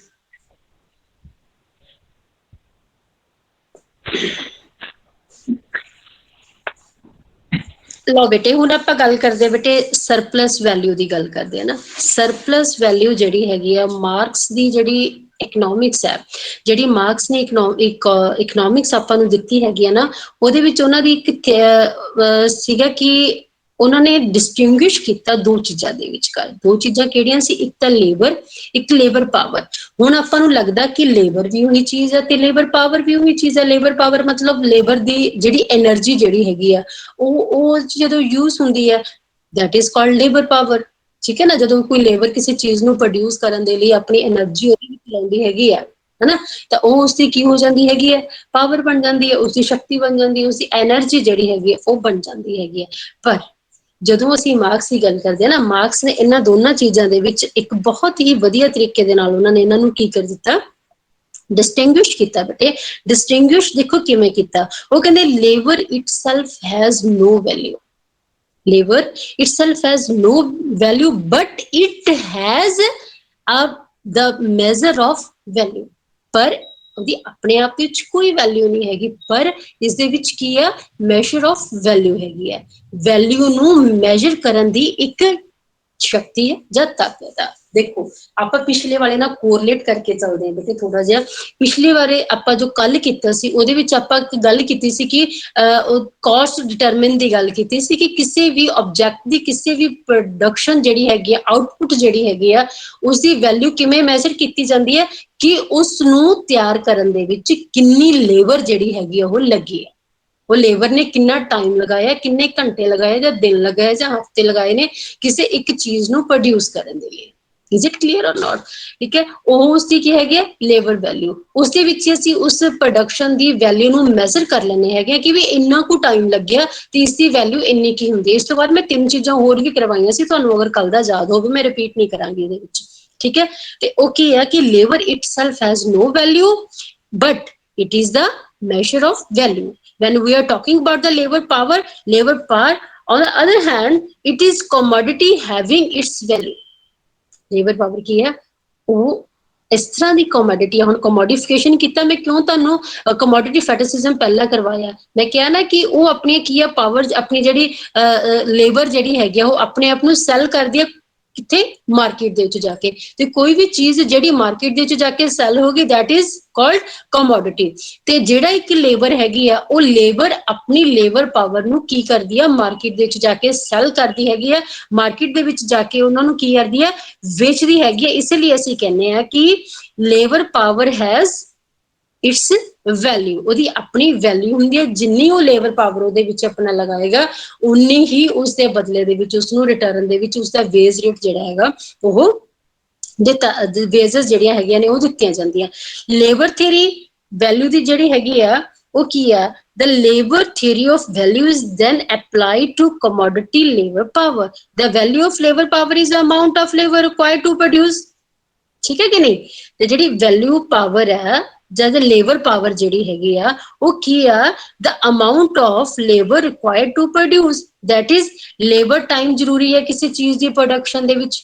ਠੀਕ ਹੈ ਕਿ ਨਹੀਂ? ਲੇਬਰ ਆਪਣਾ ਕਿੰਨਾ ਟਾਈਮ ਲਗਾ ਕੇ ਉਸਨੂੰ ਪ੍ਰੋਡਿਊਸ ਕਰ ਰਹੀ ਹੈ ਉਹ ਜ਼ਰੂਰੀ ਹੈਗੀ ਹੈ, ਤਾਂ ਉਸਦੇ ਬਦਲੇ ਦੇ ਵਿੱਚ ਉਸਨੂੰ ਕਿੰਨਾ ਵੇਜ ਮਿਲ ਰਿਹਾ ਹੈਗਾ, ਉਸਨੂੰ ਵੇਜ ਪ੍ਰਾਈਸ ਜਿਹੜਾ ਹੈਗਾ ਜਾਂ ਵੇਜ ਗੁਡਸ ਕਿੰਨੀਆਂ ਮਿਲ ਰਹੀਆਂ ਹੈਗੀਆਂ ਨੇ, ਉਹ ਚੀਜ਼ਾਂ ਜਿਹੜੀਆਂ ਹੈਗੀਆਂ ਨੇ ਦੋਨੋਂ ਮਿਲਾ ਕੇ ਕੀ ਬਣਦੀਆਂ ਹੈਗੀਆਂ ਨੇ, ਲੇਬਰ ਪਾਵਰ ਜਿਹੜੀ ਹੈਗੀਆਂ ਨੇ ਉਹ ਬਣਾਉਂਦੀਆਂ ਹੈਗੀਆਂ ਨੇ।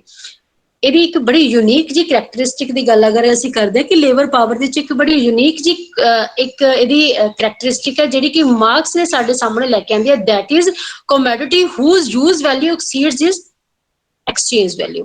ਲੇਬਰ ਪਾਵਰ ਦੀ ਯੂਜ਼ ਵੈਲਿਊ ਹਮੇਸ਼ਾ ਜ਼ਿਆਦਾ ਹੁੰਦੀ ਹੈ ਉਸਦੀ ਐਕਸਚੇਂਜ ਵੈਲਿਊ ਦੇ ਨਾਲ। ਠੀਕ ਹੈ, ਹੁਣ ਮੈਂ ਤੁਹਾਨੂੰ ਇੱਥੇ ਕਨਸੈਪਟ ਦੁਆਰਾ ਨਹੀਂ ਕਲੀਅਰ ਕਰੂੰਗੀ ਯੂਜ਼ ਵੈਲਿਊ ਤੇ ਐਕਸਚੇਂਜ ਵੈਲਿਊ ਕੀ ਹੁੰਦੀ ਹੈ, because you know about this. ਇਸੇ ਚੀਜ਼ ਦੇ ਉੱਤੇ ਹੈ ਨਾ ਆਪਾਂ ਲੱਗੇ ਹੋਏ ਹੈਗੇ ਆ ਕਿ ਜਿਹੜੀ ਲੇਬਰ ਪਾਵਰ ਹੁੰਦੀ ਹੈ ਉਸਦੀ ਯੂਜ਼ ਵੈਲਿਊ ਜ਼ਿਆਦਾ ਹੁੰਦੀ ਹੈ ਤੇ ਉਸਦੀ ਐਕਸਚੇਂਜ ਵੈਲਿਊ ਜਿਹੜੀ ਹੈਗੀ ਉਹ ਘੱਟ ਹੁੰਦੀ ਹੈ। ਯੂਜ਼ ਵੈਲਿਊ ਦੱਸ ਦਿੰਦੀ ਹਾਂ, ਫਿਰ ਤੁਸੀਂ ਬੈਠ ਕੇ ਸੋਚੀ ਜਾਓਗੇ ਪਤਾ ਨਹੀਂ ਮੈਡਮ ਨੇ ਕਿਉਂ ਨਹੀਂ ਦੱਸਿਆ ਹੈਗਾ। ਯੂਜ਼ ਵੈਲਿਊ ਮਤਲਬ ਕਿ ਉਸਨੂੰ ਯੂਜ਼ ਬਹੁਤ ਜ਼ਿਆਦਾ ਕੀਤਾ ਜਾਂਦਾ ਹੈ। ਲੇਬਰ ਜਿਹੜੀ ਹੈਗੀ ਆ ਉਸ ਤੋਂ ਐਕਸਟਰਾ ਵਰਕ ਵੀ ਕਰਵਾਇਆ ਜਾਂਦਾ, ਉਸਦੇ ਵਰਕਿੰਗ ਆਵਰਸ ਵੀ ਵਧਾਏ ਜਾਂਦੇ, ਉਸ ਓਵਰ ਟਾਈਮ ਵੀ ਕਰਦੇ ਹੈਗੇ। ਯੂਜ਼ ਵੈਲਿਊ ਉਸਦੀ ਬਹੁਤ ਜ਼ਿਆਦਾ ਹੈਗੀ ਹੈ, ਪਰ ਉਸਦੇ ਬਦਲੇ ਦੇ ਵਿੱਚ ਜੋ ਉਸਨੂੰ ਦਿੱਤਾ ਜਾਂਦਾ ਉਸਦੀ ਵੇਜਸ ਜਿਹੜੀਆਂ ਦਿੱਤੀਆਂ ਜਾਂਦੀਆਂ ਨੇ ਉਹ ਕੀ ਹੁੰਦੀਆਂ ਨੇ, ਘੱਟ ਹੁੰਦੀਆਂ ਨੇ। ਉਸਦੀ ਕੀ ਹੁੰਦੀਆਂ ਨੇ, ਘੱਟ ਹੁੰਦੀਆਂ ਨੇ। ਉਹ ਇਸ ਲਈ ਅਸੀਂ ਕਹਿੰਦੇ ਹਾਂ ਕਿ ਉਹਦੀ ਯੂਜ਼ ਵੈਲਿਊ ਜਿਹੜੀ ਹੈਗੀ ਆ ਉਹ ਉਸਦੀ ਐਕਸਚੇਂਜ ਵੈਲਿਊ ਨਾਲੋਂ ਘੱਟ ਹੁੰਦੀ ਹੈਗੀ ਆ। ਲੇਬਰ ਜਿਹੜੀ ਹੈਗੀ ਆ ਉਹ ਵਰਕ ਕਰਦੀ ਆ more time that it needed to produce waste goods for is on maintenance, ठीक है. The excess of value produced by labor power over its own value, or in the other words we can say that the excess of total producer over substance produce is termed as a surplus value. जिन्नी उसने चीज produce की है, जिन्ना time उसने उसके ਵਿੱਚ spend ਕੀਤਾ, ਉਸ ਤੋਂ ਬਾਅਦ ਪ੍ਰੋਡਿਊਸਰ ਨੇ ਉਹ ਚੀਜ਼ ਜਿੰਨੀ ਜ਼ਿਆਦਾ ਰੇਟ ਦੇ ਉੱਪਰ ਮਾਰਕੀਟ ਦੇ ਵਿੱਚ ਜਾ ਕੇ ਉਸਦੇ ਵੇਚਣ ਦੇ ਲਈ ਦੇ ਦਿੱਤੀ, ਤੇ ਉਹਨਾਂ ਦੋਨਾਂ ਦਾ ਡਿਫਰੈਂਸ ਜਿਹੜਾ ਹੈਗਾ, ਉਹਨਾਂ ਦੋਨਾਂ ਦਾ ਗੈਪ ਜਿਹੜਾ ਹੈਗਾ, ਉਹ ਕੀ ਲੈ ਕੇ ਆਂਦਾ? ਸਰਪਲਸ ਲੈ ਕੇ ਆਂਦਾ. ਜੇ ਤੁਹਾਨੂੰ ਕੱਲ ਯਾਦ ਹੋਵੇ ਤਾਂ ਮੈਂ ਤੁਹਾਨੂੰ ਇੱਕ ਮਾਡਲ ਕਰਾਇਆ ਸੀਗਾ MCM, ਮਨੀ, ਕਮੋਡਿਟੀ ਔਰ ਮਨੀ ਡੈਸ਼, ਯਾਦ ਹੋਏਗਾ ਤੁਹਾਨੂੰ.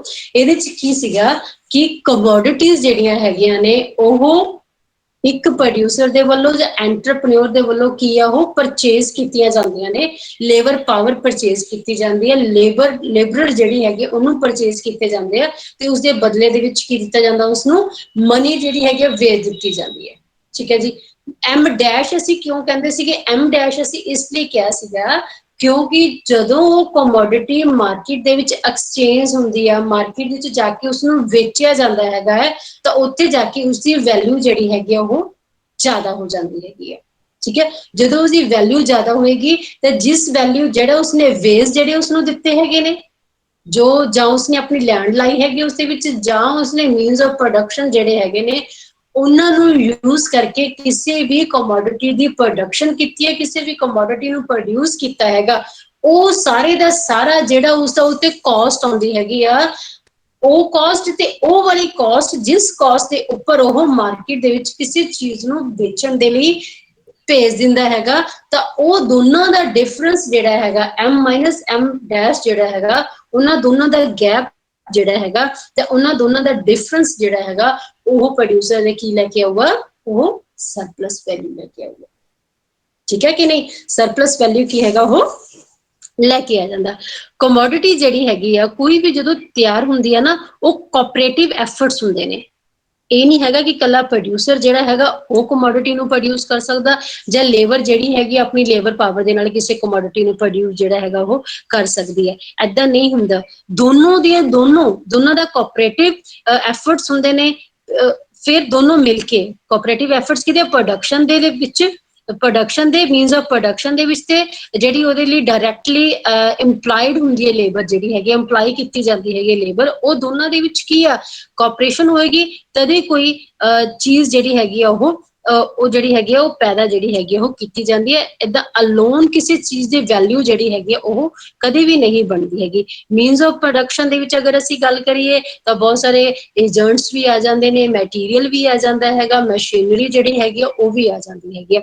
ਇਹ ਸਾਰੀਆਂ ਚੀਜ਼ਾਂ ਮੀਨਸ ਆਫ ਪ੍ਰੋਡਕਸ਼ਨ, ਜਾਂ ਤੁਸੀਂ ਕਹਿ ਦਿਓ ਲੈਂਡ ਜਿਹੜੀ ਉਸਨੇ ਲਾਈ ਹੈ, ਜਾਂ ਕਿਸੇ ਚੀਜ਼ ਨੂੰ ਕਰਨ ਦੇ ਲਈ ਉਹ ਵਿੰਡ ਜਿਹੜੀ ਹੈਗੀ ਆ ਉਹ ਲੈ ਰਿਹਾ, ਵਾਟਰ ਲੈ ਰਿਹਾ, ਉਹ ਸਾਰੀਆਂ ਚੀਜ਼ਾਂ ਜਿਹੜੀਆਂ ਹੈਗੀਆਂ ਨੇ ਉਹ ਇਹਦੇ ਵਿੱਚ ਆਉਂਦੀਆਂ ਨੇ, but do not add any value to the commodity. ਇਹ ਸਾਰੇ means of production ਤਾਂ ਹੈਗੇ ਨੇ, ਇਹਨਾਂ ਸਾਰਿਆਂ ਨੂੰ ਮਿਲ ਕੇ ਕੋਈ commodity ਜਿਹੜੀ ਹੈਗੀ ready ਤਾਂ ਹੁੰਦੀ ਆ, ਪਰ ਇਹ ਸਾਰੇ means of production ਜਿਹੜੇ ਹੈਗੇ ਨੇ ਉਹ ਕਿਸੇ ਵੀ commodity ਦੀ value ਨੂੰ ਨਿਰਧਾਰਿਤ ਨਹੀਂ ਕਰਦੇ, ਕਿਸੇ ਵੀ commodity ਦੀ value ਨੂੰ ਉਹ determine ਨਹੀਂ ਕਰਦੇ ਹੈਗੇ. commodity ਦੀ value ਨੂੰ determine ਕਰਦੇ ਆ ਹਮੇਸ਼ਾ ਲੇਬਰ ਜਿਹੜੀ ਉਹਦੇ ਵਿੱਚ ਕਿੰਨੀ ਇਨਵੋਲਵ ਹੁੰਦੀ ਹੈਗੀ ਆ, ਠੀਕ ਹੈ, ਉਸ ਵਿੱਚ ਕਿੰਨੀ ਲੇਬਰ ਪਾਵਰ ਜਿਹੜੀ ਹੈਗੀ ਆ ਉਹ ਇਨਵੋਲਵ ਹੁੰਦੀ ਹੈਗੀ ਆ, ਉਸਦੇ ਬੇਸ ਦੇ ਉੱਪਰ ਹੀ ਕਿਸੇ ਵੀ ਕਮੋਡਿਟੀ ਦੀ ਜਿਹੜੀ ਵੈਲਿਊ ਜਿਹੜੀ ਹੈਗੀ ਆ ਉਹ ਕੀ ਆ ਨਿਰਧਾਰਿਤ ਕੀਤੀ ਜਾਂਦੀ ਹੈਗੀ ਆ. ਇਹਦੇ ਵਿੱਚ ਇੱਕ ਦੋ ਤਰ੍ਹਾਂ ਦੀਆਂ ਵੈਲਿਊਜ਼ ਜਿਹੜੀਆਂ ਹੈਗੀਆਂ ਨੇ, ਮੈਂ ਤੁਹਾਨੂੰ ਇੱਕ ਦੋ ਲੇਬਰਸ ਹੋਰ ਦੱਸਣਾ ਚਾਹੂੰਗੀ. ਇੱਕ ਲੇਬਰ ਹੁੰਦੀ ਹੈ ਪ੍ਰੋਡਕਟਿਵ ਲੇਬਰ ਹੁੰਦੀ ਹੈ, ਇੱਕ ਹੁੰਦੀ ਹੈ ਅਨਪ੍ਰੋਡਕਟਿਵ ਲੇਬਰ ਹੁੰਦੀ ਹੈਗੀ ਹੈ, ਠੀਕ ਹੈ. ਤੇ ਇਹ ਜਦੋਂ ਵੀ ਅਸੀਂ ਸਰਪਲਸ ਵੈਲਿਊ ਦੀ ਗੱਲ ਕਰਦੇ ਹਾਂ ਜਾਂ ਲੇਬਰ ਦੀ ਗੱਲ ਕਰਦੇ ਹੈਗੇ ਆ, ਲੇਬਰ ਹਮੇਸ਼ਾ ਪ੍ਰੋਡਕਟਿਵ ਲੇਬਰ ਹੀ ਕਿਸੇ ਵੀ ਆਬਜੈਕਟ ਦੀ, ਕਿਸੇ ਵੀ ਥਿੰਗ ਦੀ ਕਾਸਟ ਨੂੰ ਡਿਟਰਮਿਨ ਕਰਦੇ ਆ. ਪ੍ਰੋਡਕਟਿਵ ਲੇਬਰ ਉਹ ਲੇਬਰ ਹੁੰਦੀ ਹੈਗੀ ਆ ਜਿਹੜੀ ਕਿ ਪੈਰਿਸ਼ੇਬਲ ਨਹੀਂ ਹੁੰਦੀ ਹੈਗੀ, ਜਿਹਨੂੰ ਕਿ ਅਸੀਂ ਕਿਸੇ ਕਮੋਡਿਟੀ ਨੂੰ ਬਣਾਉਣ ਦੇ ਲਈ ਅਸੀਂ ਉਸਦੀ ਯੂਜ਼ ਕਰ ਲਈਏ ਤਾਂ ਇਨ ਫਿਊਚਰ ਵੀ ਉਹ ਚੀਜ਼ ਸਾਡੇ ਸਾਹਮਣੇ ਰਹਿੰਦੀ ਹੈ, ਇਮੀਡੀਏਟ ਕਿਸੇ ਚੀਜ਼ ਦੀ ਕੰਜ਼ੰਪਸ਼ਨ ਨਹੀਂ ਹੁੰਦੀ ਹੈਗੀ, ਲੌਂਗ ਟਾਈਮ ਤੱਕ ਉਸ ਲੇਬਰ ਨੂੰ ਯੂਜ਼ ਕਰਕੇ, ਜੋ ਉਸ ਲੇਬਰ ਪਾਵਰ ਨੂੰ ਯੂਜ਼ ਕਰਕੇ ਜਿਹੜਾ ਪ੍ਰੋਡਕਟ ਸਾਡੇ ਸਾਹਮਣੇ ਆਉਂਦਾ ਉਹ ਲੌਂਗ ਟਾਈਮ ਤੱਕ ਸਾਡੇ ਕੋਲੇ ਰਹਿੰਦਾ।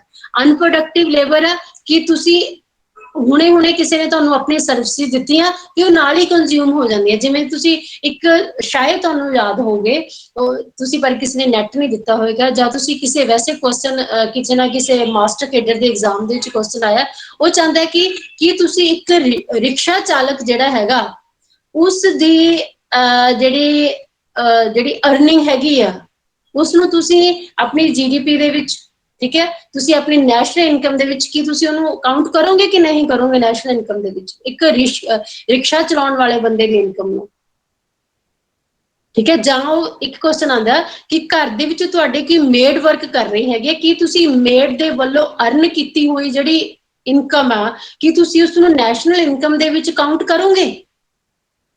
ਆਨਸਰ ਨਹੀਂ ਹੈ ਇਸਦਾ।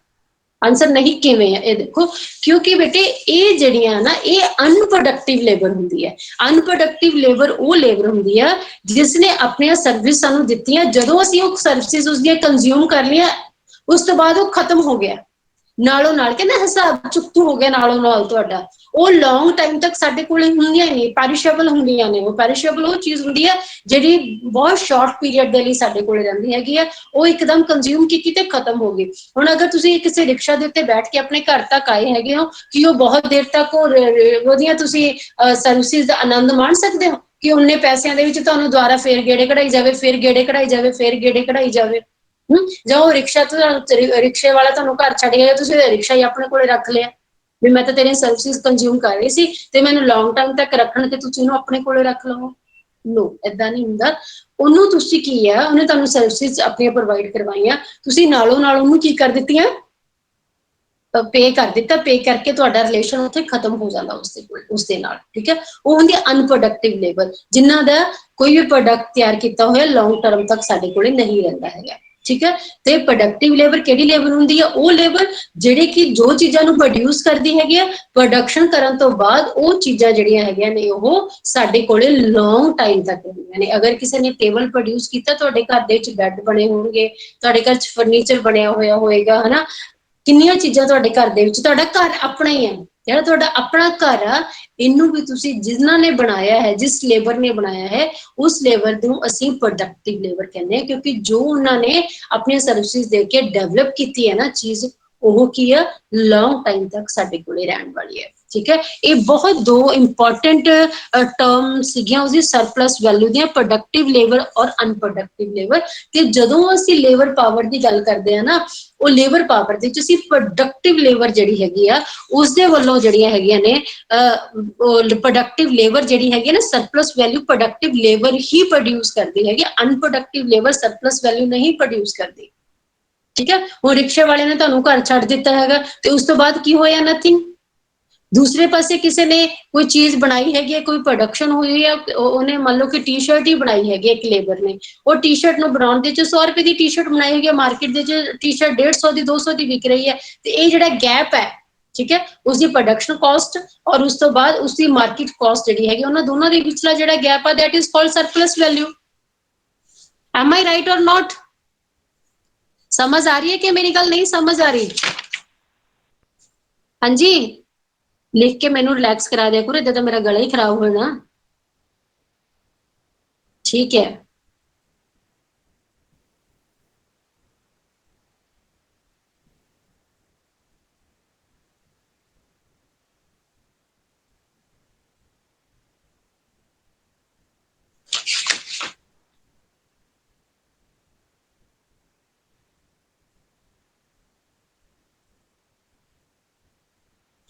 ठीक है बेटे, समझ आया हुण इसका? ओके, अगे चलते हैं, थोड़ा जिहा पार्ट रह गया, मैं तुहाडे 5-4 मिनट उपर लवांगी, उसदे नाल साडा ये वाली थ्योरी जिहड़ी हैगी आ ओह खत्म हो जाएगी, थोड़ा फास्ट चलांगे। Surplus value can be increased by 2 possible veg.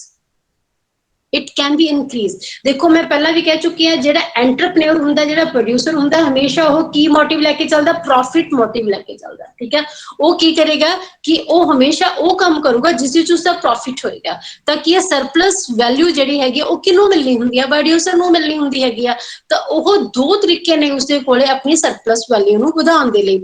First one is ਬਾਈ ਕੀ ਹੈ ਕਿ ਜਦੋਂ ਉਹ increasing the working hours of the labour, ਠੀਕ ਹੈ, ਜਦੋਂ ਉਹ ਆਪਣੀ ਲੇਬਰ ਜਿਹੜੀ ਉਸਨੇ ਉਸਦੇ ਵਿੱਚ ਲਗਾਈ ਹੋਈ ਹੈਗੀ ਕਿਸੇ ਪ੍ਰੋਡਕਸ਼ਨ ਦੇ ਲਈ, ਉਸਦੇ ਵਰਕਿੰਗ ਆਵਰਸ ਨੂੰ ਵਧਾ ਦਿੰਦਾ ਹੈਗਾ, ਠੀਕ ਹੈ।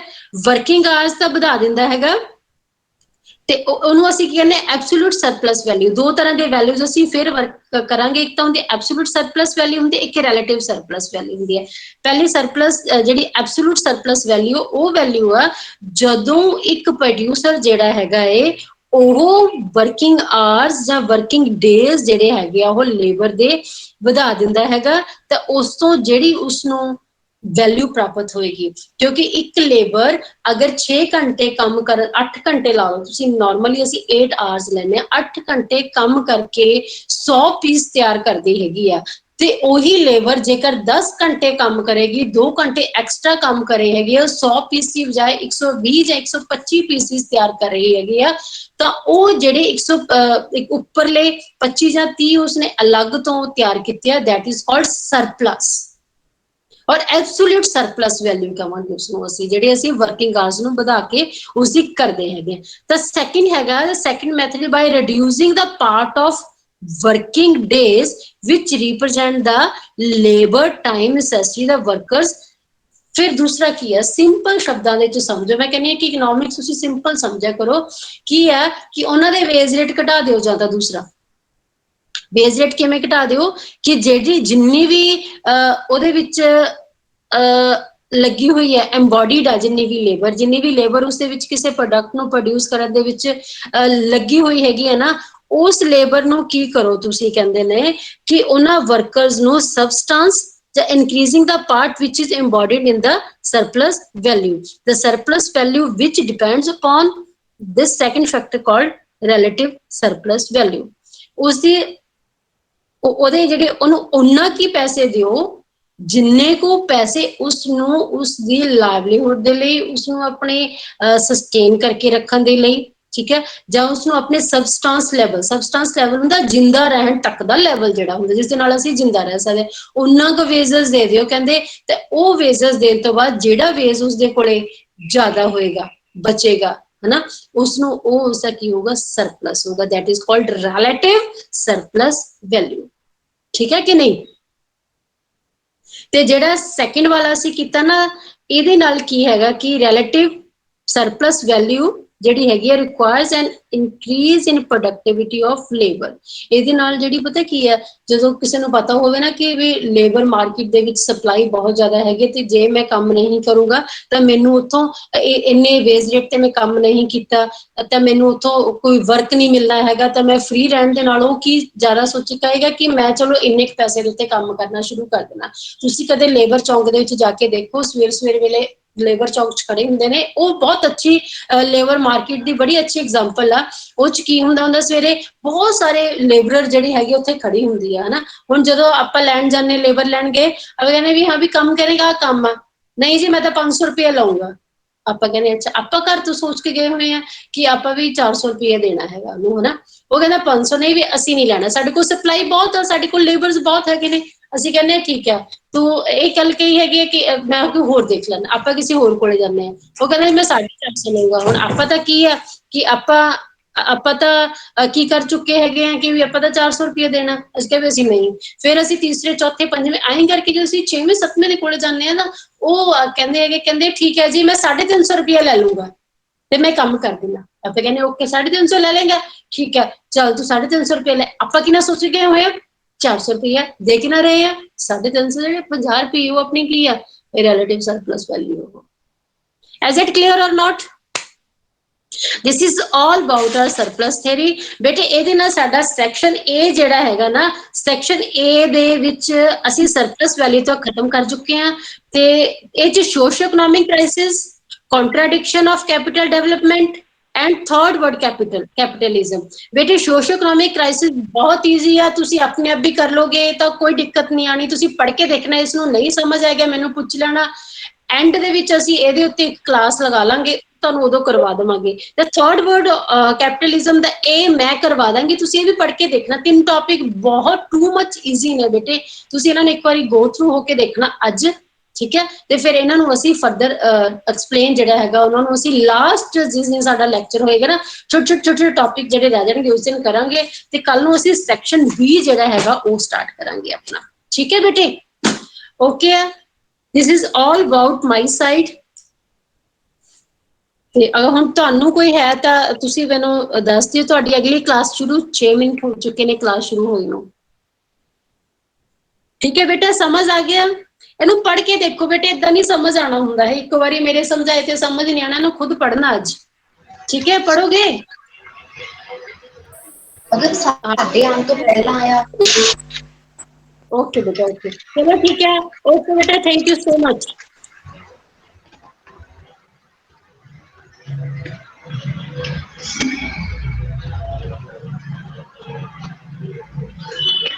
Good afternoon class. हाँ जी बच्चे, हाँ जी, अब मनी एंड बैंकिंग का हम लेक्चर स्टार्ट करते हैं। Good afternoon ma'am. Good afternoon. आवाज क्लियर आप सबको?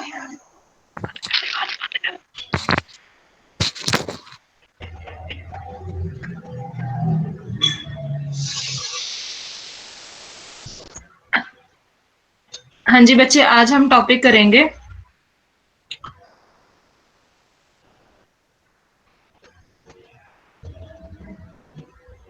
गुड आफ्टरनून लिखना बंद करो चैट बॉक्स में।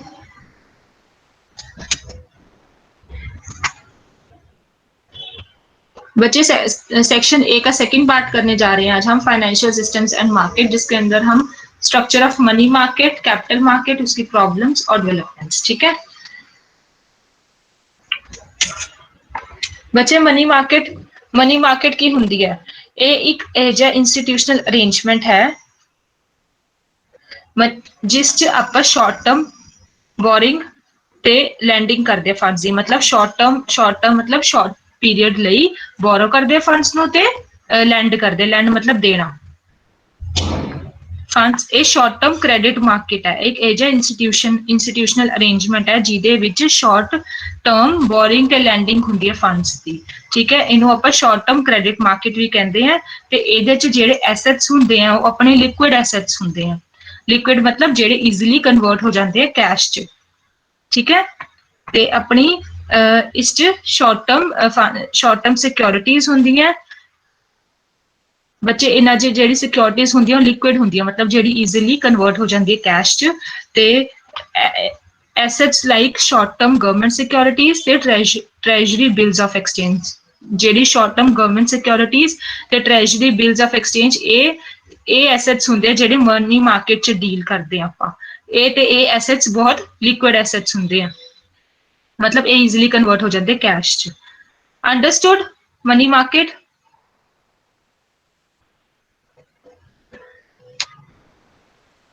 बच्चे किसी नू भी डाउट आप अनम्यूट करके पूछ लो। मैम इस शॉर्ट टर्म बोरो करते हैं तो लैंडिंग करते हैं? हाँ, अगर बोरो तभी होगा एक जब लैंड करेगा, आप परचेज तब करोगे ना जब आपको कोई सेल करेगा, तो लैंडिंग बोरिंग तो दोनों इकट्ठे होएगी ना साइमल्टेनियसली, ठीक है। ओके ओके हाँ जी, आप किसी से बोरो करेगा तो वो इंसान आपको लैंड करेगा। शॉर्ट टर्म क्रेडिट मार्केट है, ठीक है, शॉर्ट टर्म बोरिंग ते लैंडिंग चलदी है इस च। ते जेडे एसेट्स हुंदे हैं government short term government securities हुंदियां ने, ते ट्रेजरी बिल्स ऑफ एक्सचेंज हुंदे हैं जो मैं तुहानू अगे एक्सप्लेन करूंगी डिटेल च। ते ये लिक्विड एसेट्स हुंदे अपने, मतलब ईजिली कन्वर्ट हो जाते कैश च। ते रिजर्व बैंक ऑफ इंडिया ने डेफिनेशन दित्ती है, first I speak in English ते फिर बाद च मैं तुहानू पंजाबी च दसदी हां। The Reserve Bank of India says that the money market is the center of dealing mainly for short-term character. Its monetary assets, it meets the short-term requirement of borrowers and provides liquidity or cash to the lenders. मतलब कि ਇਹ ਇੱਕ short term character ਦੀ market ਹੈ ਤੇ monetary assets 'ਚ deal ਕਰਦੀ ਹੈ ਤੇ ਆਪਣੀ ਸ਼ਾਰਟ ਟਰਮ ਰਿਕੁਆਇਰਮੈਂਟ ਬੋਰੋਅਰਸ ਦੀ ਫੁਲਫਿਲ ਕਰਦੀ ਹੈ ਕਿ ਬਾय ਪ੍ਰੋਵਾਈਡਿੰਗ them ਲਿਕੁਇਡਿਟੀ ਔਰ ਕੈਸ਼। ਠੀਕ ਹੈ, ਲੈਂਡਰਸ ਕੀ ਪ੍ਰੋਵਾਈਡ ਕਰਦੇ ਬੋਰੋਅਰਸ ਨੂੰ ਲਿਕੁਇਡਿਟੀ ਤੇ ਕੈਸ਼ ਤੇ ਉਹਦੇ ਨਾਲ ਉਹਨਾਂ ਦੀ ਸ਼ਾਰਟ ਟਰਮ ਰਿਕੁਆਇਰਮੈਂਟ ਫੁਲਫਿਲ ਹੁੰਦੀ ਹੈ।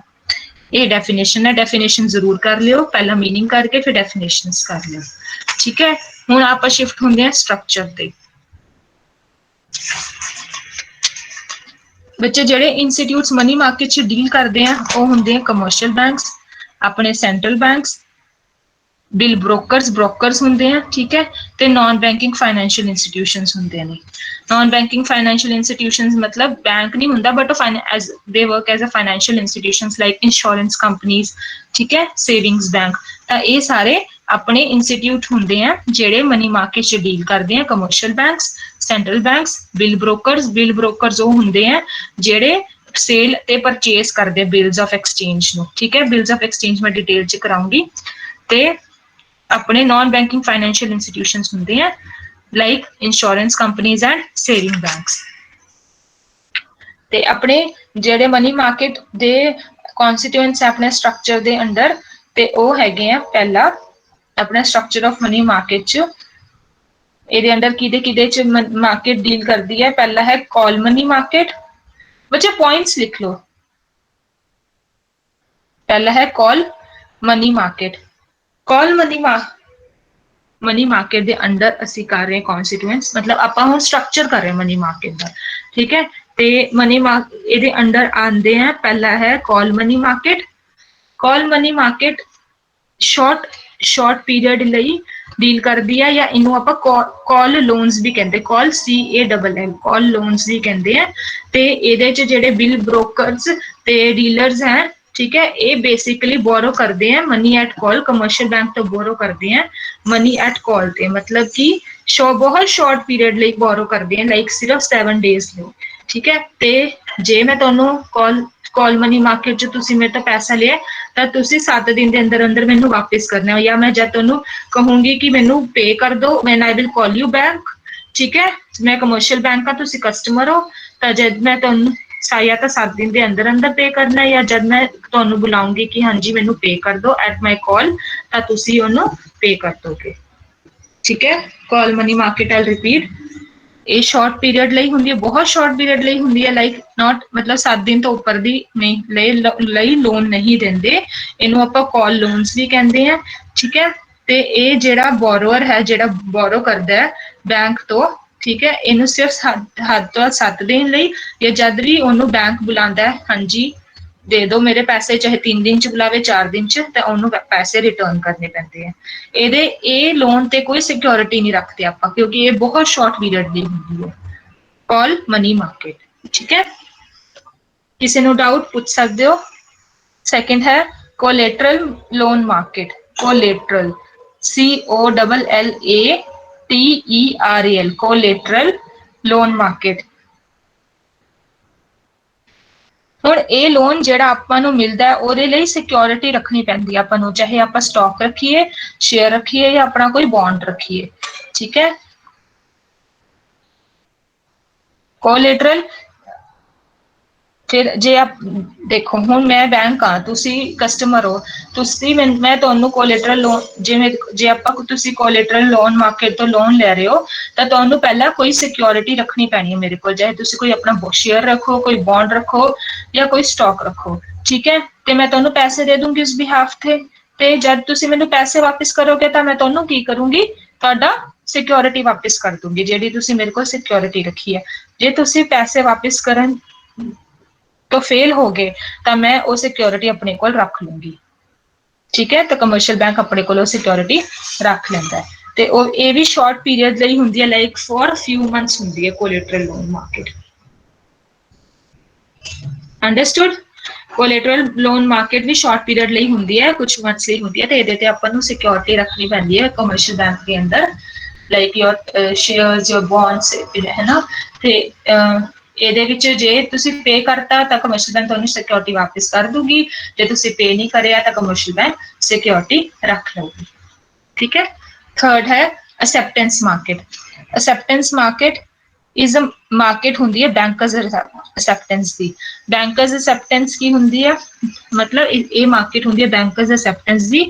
bankers acceptance ਇੱਕ draft ਹੁੰਦਾ ਹੈ, ਠੀਕ ਹੈ, ਜਿਹੜਾ business draft ਦਿੰਦਾ ਹੈ, ਠੀਕ ਹੈ, ਤੇ ਬੈਂਕ ਨੂੰ ਡਰਾਫਟ ਦਿੰਦਾ ਹੈ ਤੇ ਬੈਂਕ ਨੂੰ ਕਹਿੰਦਾ ਹੈ ਕਿ ਇਹ ਪੇ ਕਰ ਦਿਓ ਤੁਸੀਂ ਇੱਕ ਸਪੈਸੀਫਿਕ ਪਾਰਟੀ ਨੂੰ ਤੇ ਇਸ ਪੀਰੀਅਡ ਆਫ ਟਾਈਮ ਤੇ ਪੇ ਕਰ ਦਿਓ।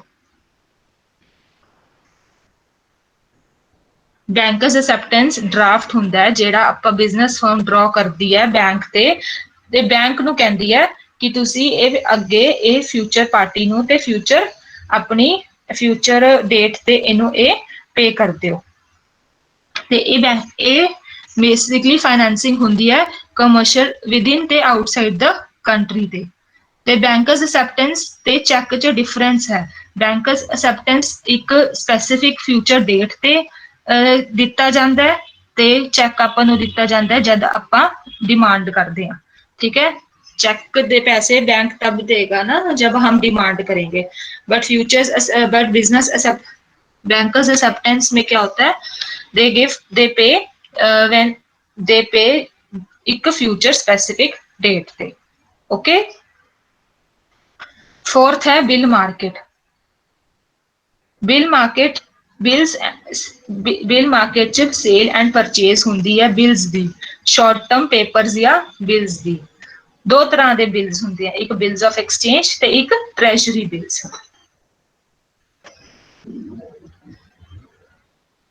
बिल मार्केट च सेल एंड परचेज होंगी है different types of short term papers ते बिल्स दी। दो तरह के बिल्स होंगे हैं, बिल्स ऑफ एक्सचेंज ते ट्रेजरी बिल्स।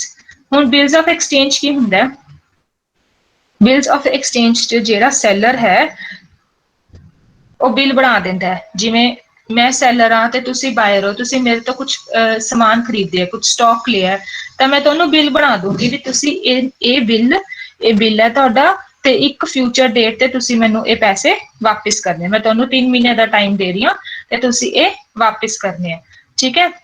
सपोज 1000 रुपए का बिल है ते हुण मैं तुहानूं देता, मैं तुहानूं बिल देता, तुसी मेरे तो 1000 रुपए का समान लिया, मैं तुहानूं बिल देता कि तुसी 3 महीने बाद मैनूं 1000 रुपए वापस करना है, ठीक है।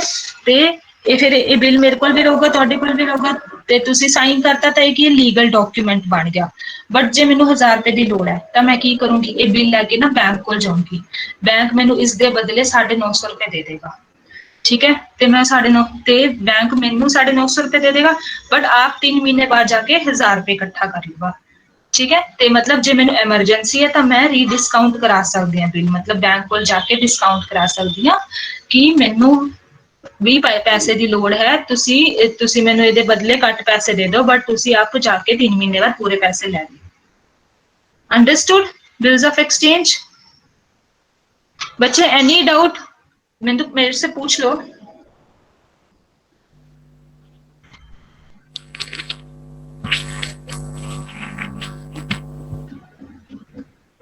हाँ जी बच्चे, मुझे रिस्पॉन्स चाहिए सबका।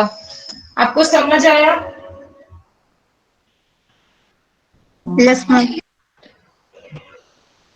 सेकंड है, पहला करा हमने bills of exchange, bill market के अंदर पहला करा हमने बिल्स ऑफ एक्सचेंज। सेकंड है ट्रेजरी बिल्स। ट्रेजरी बिल्स सबने सुना ही होगा, ये एक कमर्शियल पेपर है जेड़ा गवर्नमेंट इशू करती है ते ये शॉर्ट टर्म गवर्नमेंट सिक्योरिटी हुंदी है, हार्डली 14 डेज दी हुंदी है, ठीक है। ते ये सेंट्रल बैंक इशू करती है, मतलब treasury bills basically government issue कर रही है, गवर्नमेंट के बिहाफ से सेंट्रल बैंक इशू कर दी है ते ये भी 14 डेज दी हुंदी है। मतलब जे गवर्नमेंट को थोड़ा टाइम शॉर्ट टर्म फंड चाहिए तो ट्रेजरी बिल इशू कर देंदी है कि हाँ मैंने 14 दिन लई पैसे चाहिए, मैं तुहानूं बाद च वापस कर दूंगी, तो ਉਹਦੇ बदले बिल दे देंदी है कस्टमर, ठीक है। ये कमर्शियल बैंक की समय ਤਾਂ ਇਹ ਆਪਣੇ ਮਨੀ ਮਾਰਕੀਟ ਦਾ ਸਟਰਕਚਰ ਜਿਸ ਚ ਆਂਦਾ call money market, collateral loan market, acceptable market ਤੇ ਫੋਰਥ ਹੈ ਬਿਲ ਮਾਰਕੀਟ। ਬਿਲ ਮਾਰਕੀਟ ਦੇ ਅੰਡਰ ਆਂਦੇ ਬਿਲਸ ਆਫ ਐਕਸਚੇਂਜ ਤੇ ਟ੍ਰੈਜਰੀ ਬਿਲਸ। ਤੇ ਜਿਹੜੇ ਇੰਸਟੀਟਿਊਟ ਮਨੀ ਮਾਰਕੀਟ ਚ ਡੀਲ ਕਰਦੇ ਆ ਉਹ ਹੈ commercial bank, central banks, bill brokers, ठीक है। बिल ब्रोकर्स वो होंगे हैं जो डील करते हैं sale and purchase in bills of exchange. ते नॉन बैंकिंग फाइनेंशियल इंस्टीट्यूशंस भी डील करते हैं मनी मार्केट च, लाइक इंश्योरेंस कंपनीज हो गए, अपने सेविंग बैंक्स हो गए। अंडरस्टूड? अंडरस्टूड बच्चे? Yes ma'am. ये स्ट्रक्चर हो गया हमारा। Yes ma'am. अब हम एक काम करते हैं, अब हम प्रॉब्लम्स कर लेते हैं मनी मार्केट की।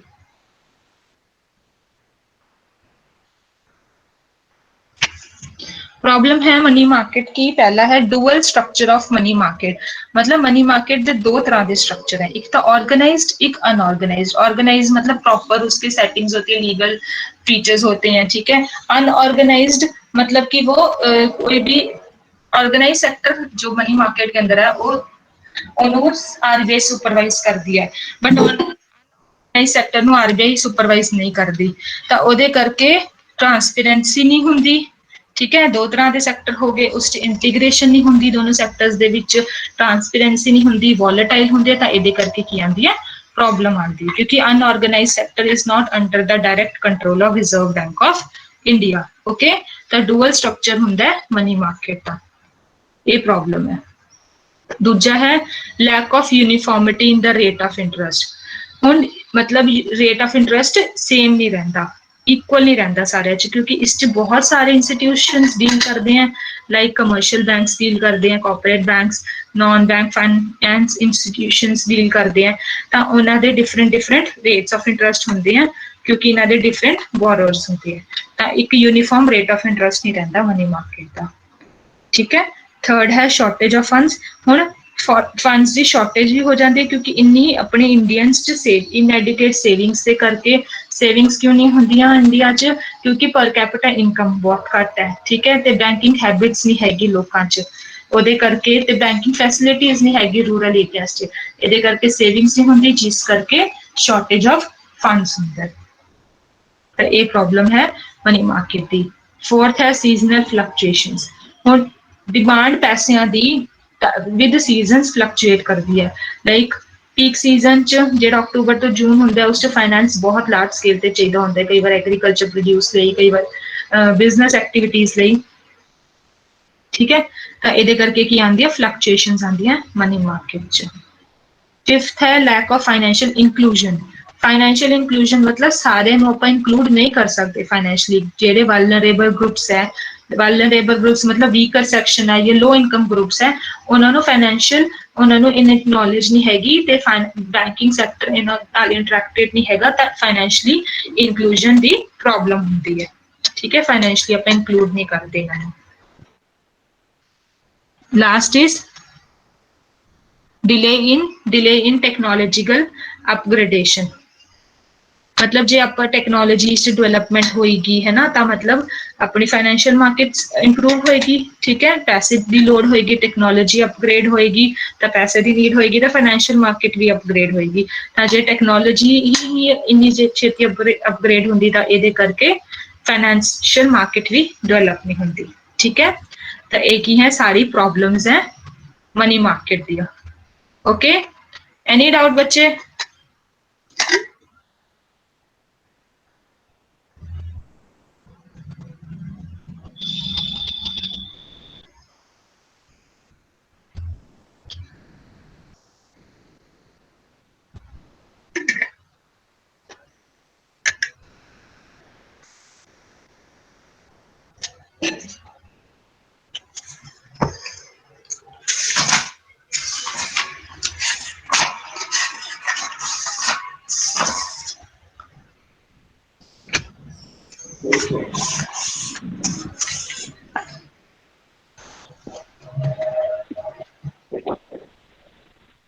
हाँ जी बच्चे, नेक्स्ट करते हैं आप कैपिटल मार्केट। कैपिटल पहला हम मनी मार्केट करे है जो इंस्टीट्यूशनल अरेंजमेंट है, जो short term lending and borrowing of funds जो होंगे, तो कैपिटल मार्केट अपना इंस्टीट्यूशनल अरेंजमेंट है जिहदे बोरिंग ते लैंडिंग होंदी है long term, medium term and long term loans की। ठीक है, मतलब short term finance money market च किहदे लई चाहीदा हुंदा, आपां नूं परचेस करन लई, लाइक रॉ मटीरियल्स या अपनी पेजेस पे करन लई। ठीक है, लॉन्ग टर्म फाइनेंस किहदे लई चाहीदा हुंदा, आपां नूं परचेस करन लई कैपिटल इक्विपमेंट्स या fixed assets like machinery, tools, implements, power plant, construction of factory buildings, ये सारे की है अपनी लॉन्ग टर्म इन्वेस्टमेंट हैगी। ठीक है, तो लॉन्ग टर्म फाइनेंस चाहीदा हुंदा है कैपिटल इक्विपमेंट लई।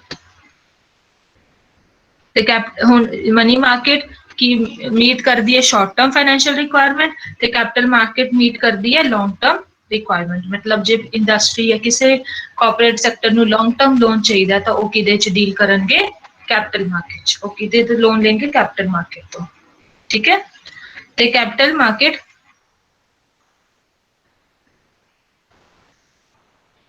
कैपिटल मार्केट दी ਜਿਹੜੀ ਲੌਂਗ ਟਰਮ ਸਿਕਿਉਰਿਟੀਜ਼ ਹੁੰਦੀਆਂ ਉਹ ਮੈਚੁਰ ਕਰਦੀਆਂ 1 ਸਾਲ ਜਾਂ ਉਹਦੇ ਤੋਂ ਵੱਧ ਕੇ ਹੁਣ ਜਿਹੜੇ ਮਨੀ ਮਾਰਕੀਟ ਕਰੀ ਸੀ ਉਹਨਾਂ ਦੀ ਸਿਕਿਉਰਿਟੀਜ਼ 1 ਸਾਲ ਤੋਂ ਘੱਟ ਦੀ ਹੁੰਦੀ ਹੈ ਠੀਕ ਹੈ 1 ਸਾਲ ਦੇ ਅੰਦਰ ਬੋਰਰਸ ਨੂੰ ਪੇ ਕਰਨਾ ਪੈਂਦਾ ਹੈ ਬਟ ਲੌਂਗ ਪੀਰੀਅਡ ਸਿਕਿਉਰਿਟੀ ਹੁੰਦੀ ਹੈ ਉਹ ਦੇ ਮੈਚੁਰ 1 ਸਾਲ ਜਾਂ 1 ਸਾਲ ਤੋਂ ਵੱਧ ਕੇ ਠੀਕ ਹੈ कैपिटल मार्केट दो पार्ट्स डिवाइडेड है फर्स्ट है प्राइमरी मार्केट सेकंड है सेकेंडरी मार्केट प्राइमरी मार्केट इन्हों अपन न्यू सिक्योरिटीज मार्केट भी कहते हैं क्योंकि ये डील करती है new securities JD new issue होंगी है सिक्योरिटीज और शेयर्स ठीक है आरबीआई न्यू सिक्योरिटीज इशू करती है तो वो डील होंगी है न्यू सिक्योरिटीज मार्केट ठीक है ते दूजी है सेकेंडरी मार्केट या अपन स्टॉक एक्सचेंज भी कहते हैं ਤੇ ਇਹਦੇ ਚ ਬਾਇੰਗ ਐਂਡ ਸੈਲਿੰਗ ਹੁੰਦੀ ਹੈ 올ਡ ਸਿਕਿਉਰਿਟੀਜ਼ ਜਿਹੜੀ ਪਹਿਲੀ ਸਿਕਿਉਰਿਟੀਜ਼ ਇਸ਼ੂ ਕਰੀਆਂ ਹੁੰਦੀਆਂ ਸ਼ੇਅਰਸ ਇਸ਼ੂ ਕਰੇ ਹੁੰਦੇ ਬੌਂਡਸ ਵਗੈਰਾ ਜਿਹੜੇ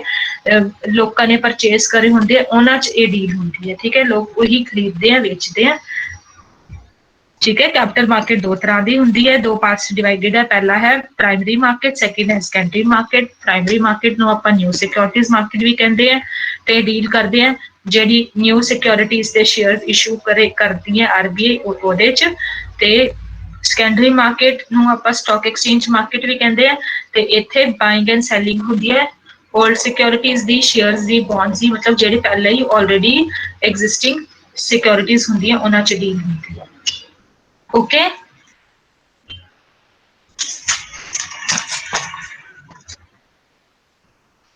Now, ਤੁਸੀਂ ਆਪਾਂ ਆ ਜਾਾਂਗੇ ਸਟਰਕਚਰ ਤੇ structure of capital market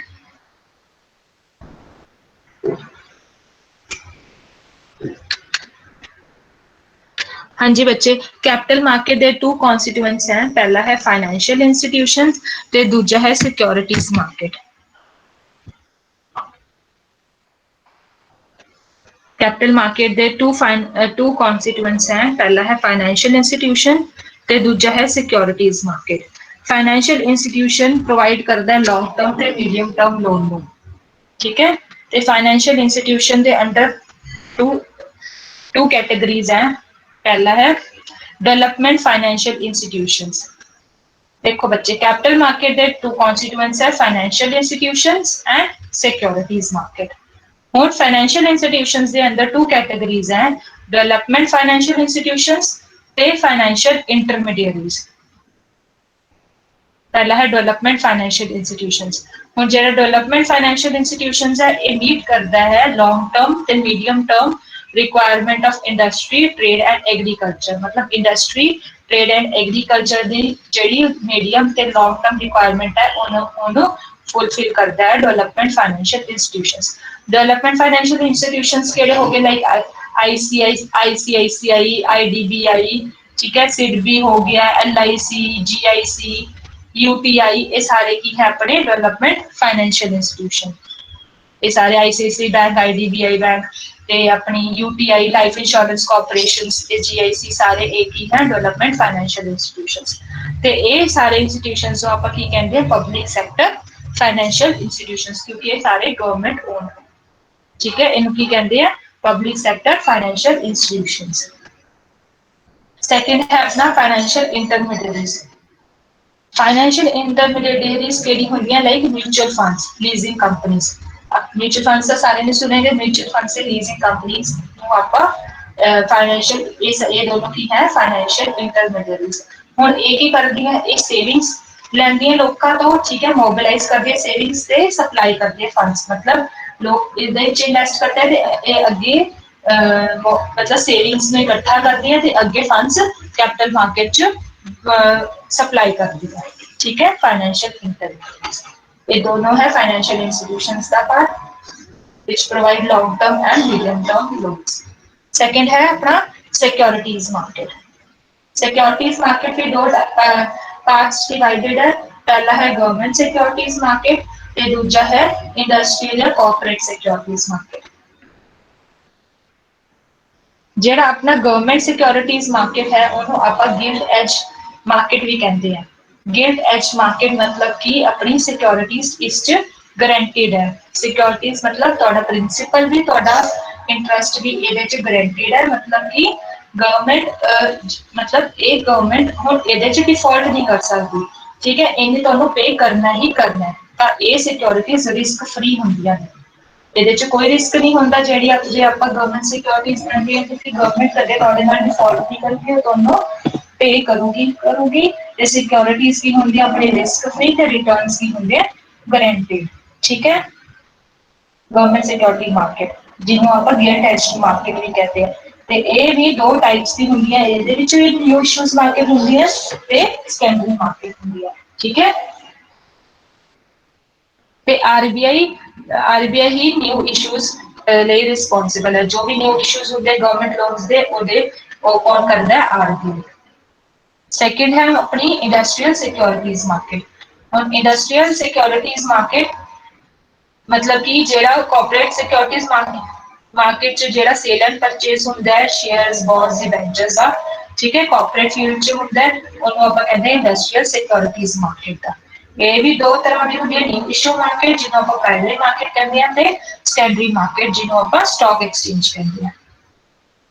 okay, understood ਬੱਚੇ?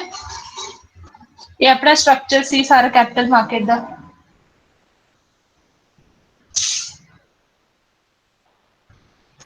Ma'am industrial secure market repeat करना। ਬੱਚੇ ਇੰਡਸਟਰੀਅਲ ਸਿਕਿਉਰਿਟੀ ਮਾਰਕੀਟ ਉਹ ਹੁੰਦੀ ਹੈ ਜਿਹਦੇ ਮਤਲਬ ਕਿ ਜਿਹੜੇ ਹੁਣ ਕਾਰਪੋਰੇਟ ਸਿਕਿਉਰਿਟੀ ਮਾਰਕੀਟ ਹੈ, ਕਾਰਪੋਰੇਟ ਮਤਲਬ ਗਵਰਨਮੈਂਟ ਨਹੀਂ ਓਨ ਕਰਦੀ, ਕੋਈ ਕਾਰਪੋਰੇਟ ਸੈਕਟਰ ਓਨ ਕਰਦਾ ਹੈ, ਠੀਕ ਹੈ। ਤੇ ਕਾਰਪੋਰੇਟ ਸਿਕਿਉਰਿਟੀ ਮਾਰਕੀਟ 'ਚ ਜਿਹੜੀ securities the sale and purchase ਹੁੰਦੀ ਹੈ, ਮਤਲਬ ਕੋਈ ਫਰਮ ਹੋ ਗਈ, ਕੋਈ ਕੁਛ ਹੋ ਗਈ, ਠੀਕ ਹੈ, ਉਹਦੇ 'ਚ ਕਾਰਪੋਰੇਟ ਸੈਕਟਰ ਹੋ ਗਿਆ ਜਾਂ ਕੋਈ ਫਰਮ ਹੋ ਗਈ ਤੇ ਉਹਦੇ 'ਚ ਆਪਣੀ ਜਿਹੜੀ securities the sale and purchase ਹੁੰਦੀ ਹੈ ਉਹਨੂੰ ਆਪਾਂ ਕਹਿੰਦੇ ਹਾਂ ਕਾਰਪੋਰੇਟ ਸਿਕਿਉਰਿਟੀ ਮਾਰਕੀਟ ਜਾਂ ਇੰਡਸਟਰੀਅਲ ਸਿਕਿਉਰਿਟੀ ਮਾਰਕੀਟ। ਇਹ ਵੀ ਦੋ ਤਰ੍ਹਾਂ ਦੀ ਹੁੰਦੀ ਹੈ, ਨਿਊ ਇਸ਼ੂ ਮਾਰਕੀਟ ਜਾਂ ਪ੍ਰਾਇਮਰੀ ਮਾਰਕੀਟ ਤੇ ਸੈਕੰਡਰੀ ਮਾਰਕੀਟ ਜਾਂ ਸਟਾਕ ਐਕਸਚੇਂਜ, ਠੀਕ ਹੈ। ਮਤਲਬ ਗਵਰਨਮੈਂਟ 'ਚ ਨਹੀਂ ਹੁੰਦੀ securities the sale and purchase, ਉਹ ਕਾਰਪੋਰੇਟ ਸੈਕਟਰ 'ਚ ਹੁੰਦੀ ਹੈ।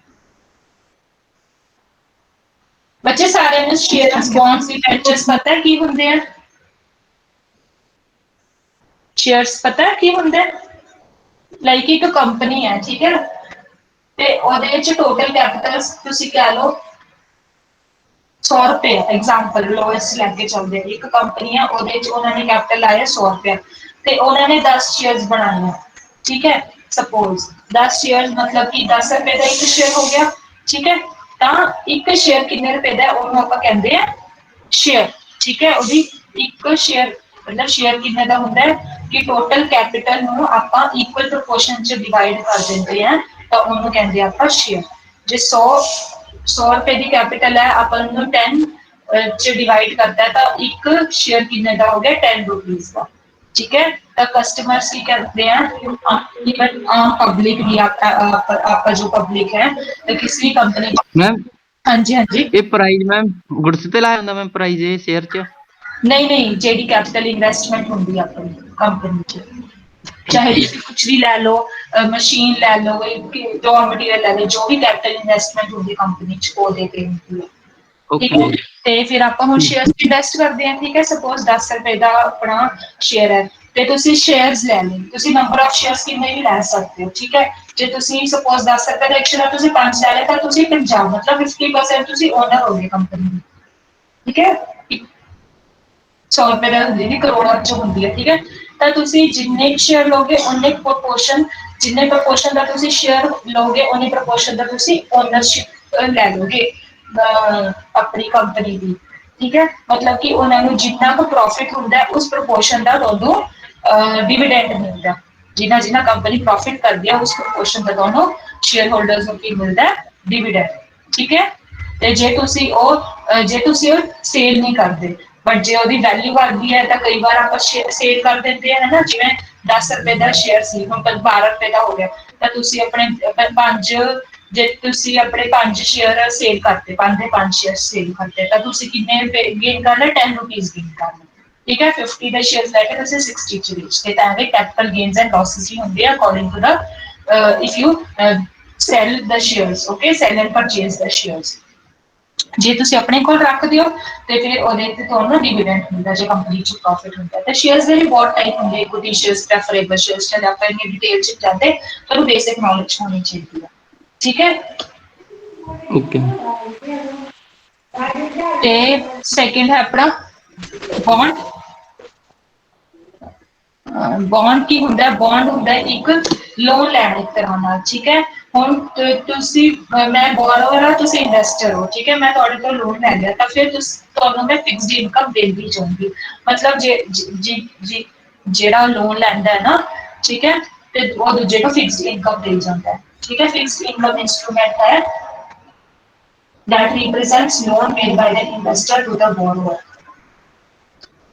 ਤੇ bonds use ਕਰਦੇ ਕੰਪਨੀਆਂ ਮਿਊਨਿਸਪੈਲਿਟੀਜ਼ ਸਟੇਟਸ ਠੀਕ ਹੈ ਤੇ ਫਿਕਸਡ ਇਨਕਮ ਮਤਲਬ ਜੇ ਮੈਂ ਤੁਹਾਡੇ ਤੋਂ ਲੋਨ ਲਿਆ ਤਾਂ ਤੁਹਾਨੂੰ ਫਿਕਸਡ ਇਨਕਮ ਦੇ ਜਾਂਦੀ ਹੈ ਉਹ ਹੁੰਦਾ ਬੌਂਡ ਦੈਨ ਹੈ ਡਿਬੈਂਚਰਸ ਡਿਬੈਂਚਰ ਕੀ ਹੁੰਦਾ ਇਹ ਵੀ ਤਰ੍ਹਾਂ ਦਾ ਲੋਨ ਇੰਸਟਰੂਮੈਂਟ ਹੈ ਇਹਦੇ ਤੇ ਆਪਾਂ ਨੂੰ ਲੋਨ ਮਿਲਦਾ ਹੈ ਬਟ ਇਹ ਲੌਂਗ ਟਰਮ ਨਹੀਂ ਹੁੰਦਾ like for greater then 10 years 10 ਸਾਲ ਤੋਂ ਵੱਧ ਜੇ ਆਪਾਂ ਨੇ ਕਿਸੇ ਤੋਂ ਲੋਨ ਲੈਣਾ ਤਾਂ ਉਹ ਡਿਬੈਂਚਰਸ ਹੁੰਦੇ ਆ ਤਾਂ ਇਹਦੇ ਤੇ ਆਪਾਂ ਕੋਈ ਸਿਕਿਉਰਿਟੀ ਵੀ ਨਹੀਂ ਰੱਖਦੇ ਇਹ ਡਿਬੈਂਚਰਸ ਕਦ ਮਿਲਦੇ ਕਿਸੇ ਦੀ ਕ੍ਰੈਡਿਟ ਵਰਥਨੈਸ ਜਾਂ ਰੈਪੂਟੇਸ਼ਨ ਦੇ ਲਾਈਕ ਹੁਣ ਗਵਰਨਮੈਂਟ ਹੈ ਗਵਰਨਮੈਂਟ ਤੇ ਆਪਾਂ ਨੂੰ ਭਰੋਸਾ ਹੈ ਉਹ ਦੇ ਦੂਗੀ ਵਾਪਸ ਹੈ ਨਾ ਤਾਂ ਉਹ ਡਿਬੈਂਚਰਸ ਲੈਂਦੇ ਨੇ ਠੀਕ ਹੈ ਡਿਬੈਂਚਰਸ ਇਸ਼ੂ ਕਰਦੇ ਨੇ ਕੈਪੀਟਲ ਰੇਜ਼ ਕਰਨ ਲਈ ਜਾਂ ਕੋਈ ਇਹੋ ਜਿਹੇ ਕਾਰਪੋਰੇਟ ਸੈਕਟਰਸ ਹੈ ਜਿਹਦੇ ਤੇ ਆਪਾਂ ਭਰੋਸਾ ਹੈ ਕਿ ਲਾਈਕ ਕੋਈ ਵੀ ਕੰਪਨੀ ਹੋਗੀ ਹੈ ਨਾ ਟਾਟਾ ਦੀ ਹੋਗੀ ਕੁਛ ਉਹਨਾਂ ਦੀ ਕ੍ਰੈਡਿਟ ਵਰਥਨੈਸ ਹੈ ਤੇ ਰੈਪੂਟੇਸ਼ਨ ਹੈ ਤਾਂ ਫਿਰ ਉਹ ਡਿਬੈਂਚਰਸ ਇਸ਼ੂ ਕਰਦੇ ਆ ਤੇ ਕੈਪੀਟਲ ਲੈਣ ਲਈ ਤਾਂ ਇਨਵੈਸਟਰਸ ਉਹਨਾਂ 'ਚ ਇਨਵੈਸਟ ਕਰਦੇ ਆ ਠੀਕ ਹੈ ਕਿ ਅਸੀਂ ਤੁਹਾਡਾ ਡਿਬੈਂਚਰ ਲੈਂਦੇ ਆ ਐਵੇਂ ਹੁੰਦਾ ਮਤਲਬ ਇਹਦੇ ਤੇ ਕੋਈ ਸਿਕਿਉਰਿਟੀ ਨਹੀਂ ਰੱਖੀ ਜਾਂਦੀ मैम दोबारा रिपीट करो कट कट आ रही सी आवाज थोड़ी डिबेंचर डिबेंचर कह रहे हो हाँ जी मैम एक मिनट रुको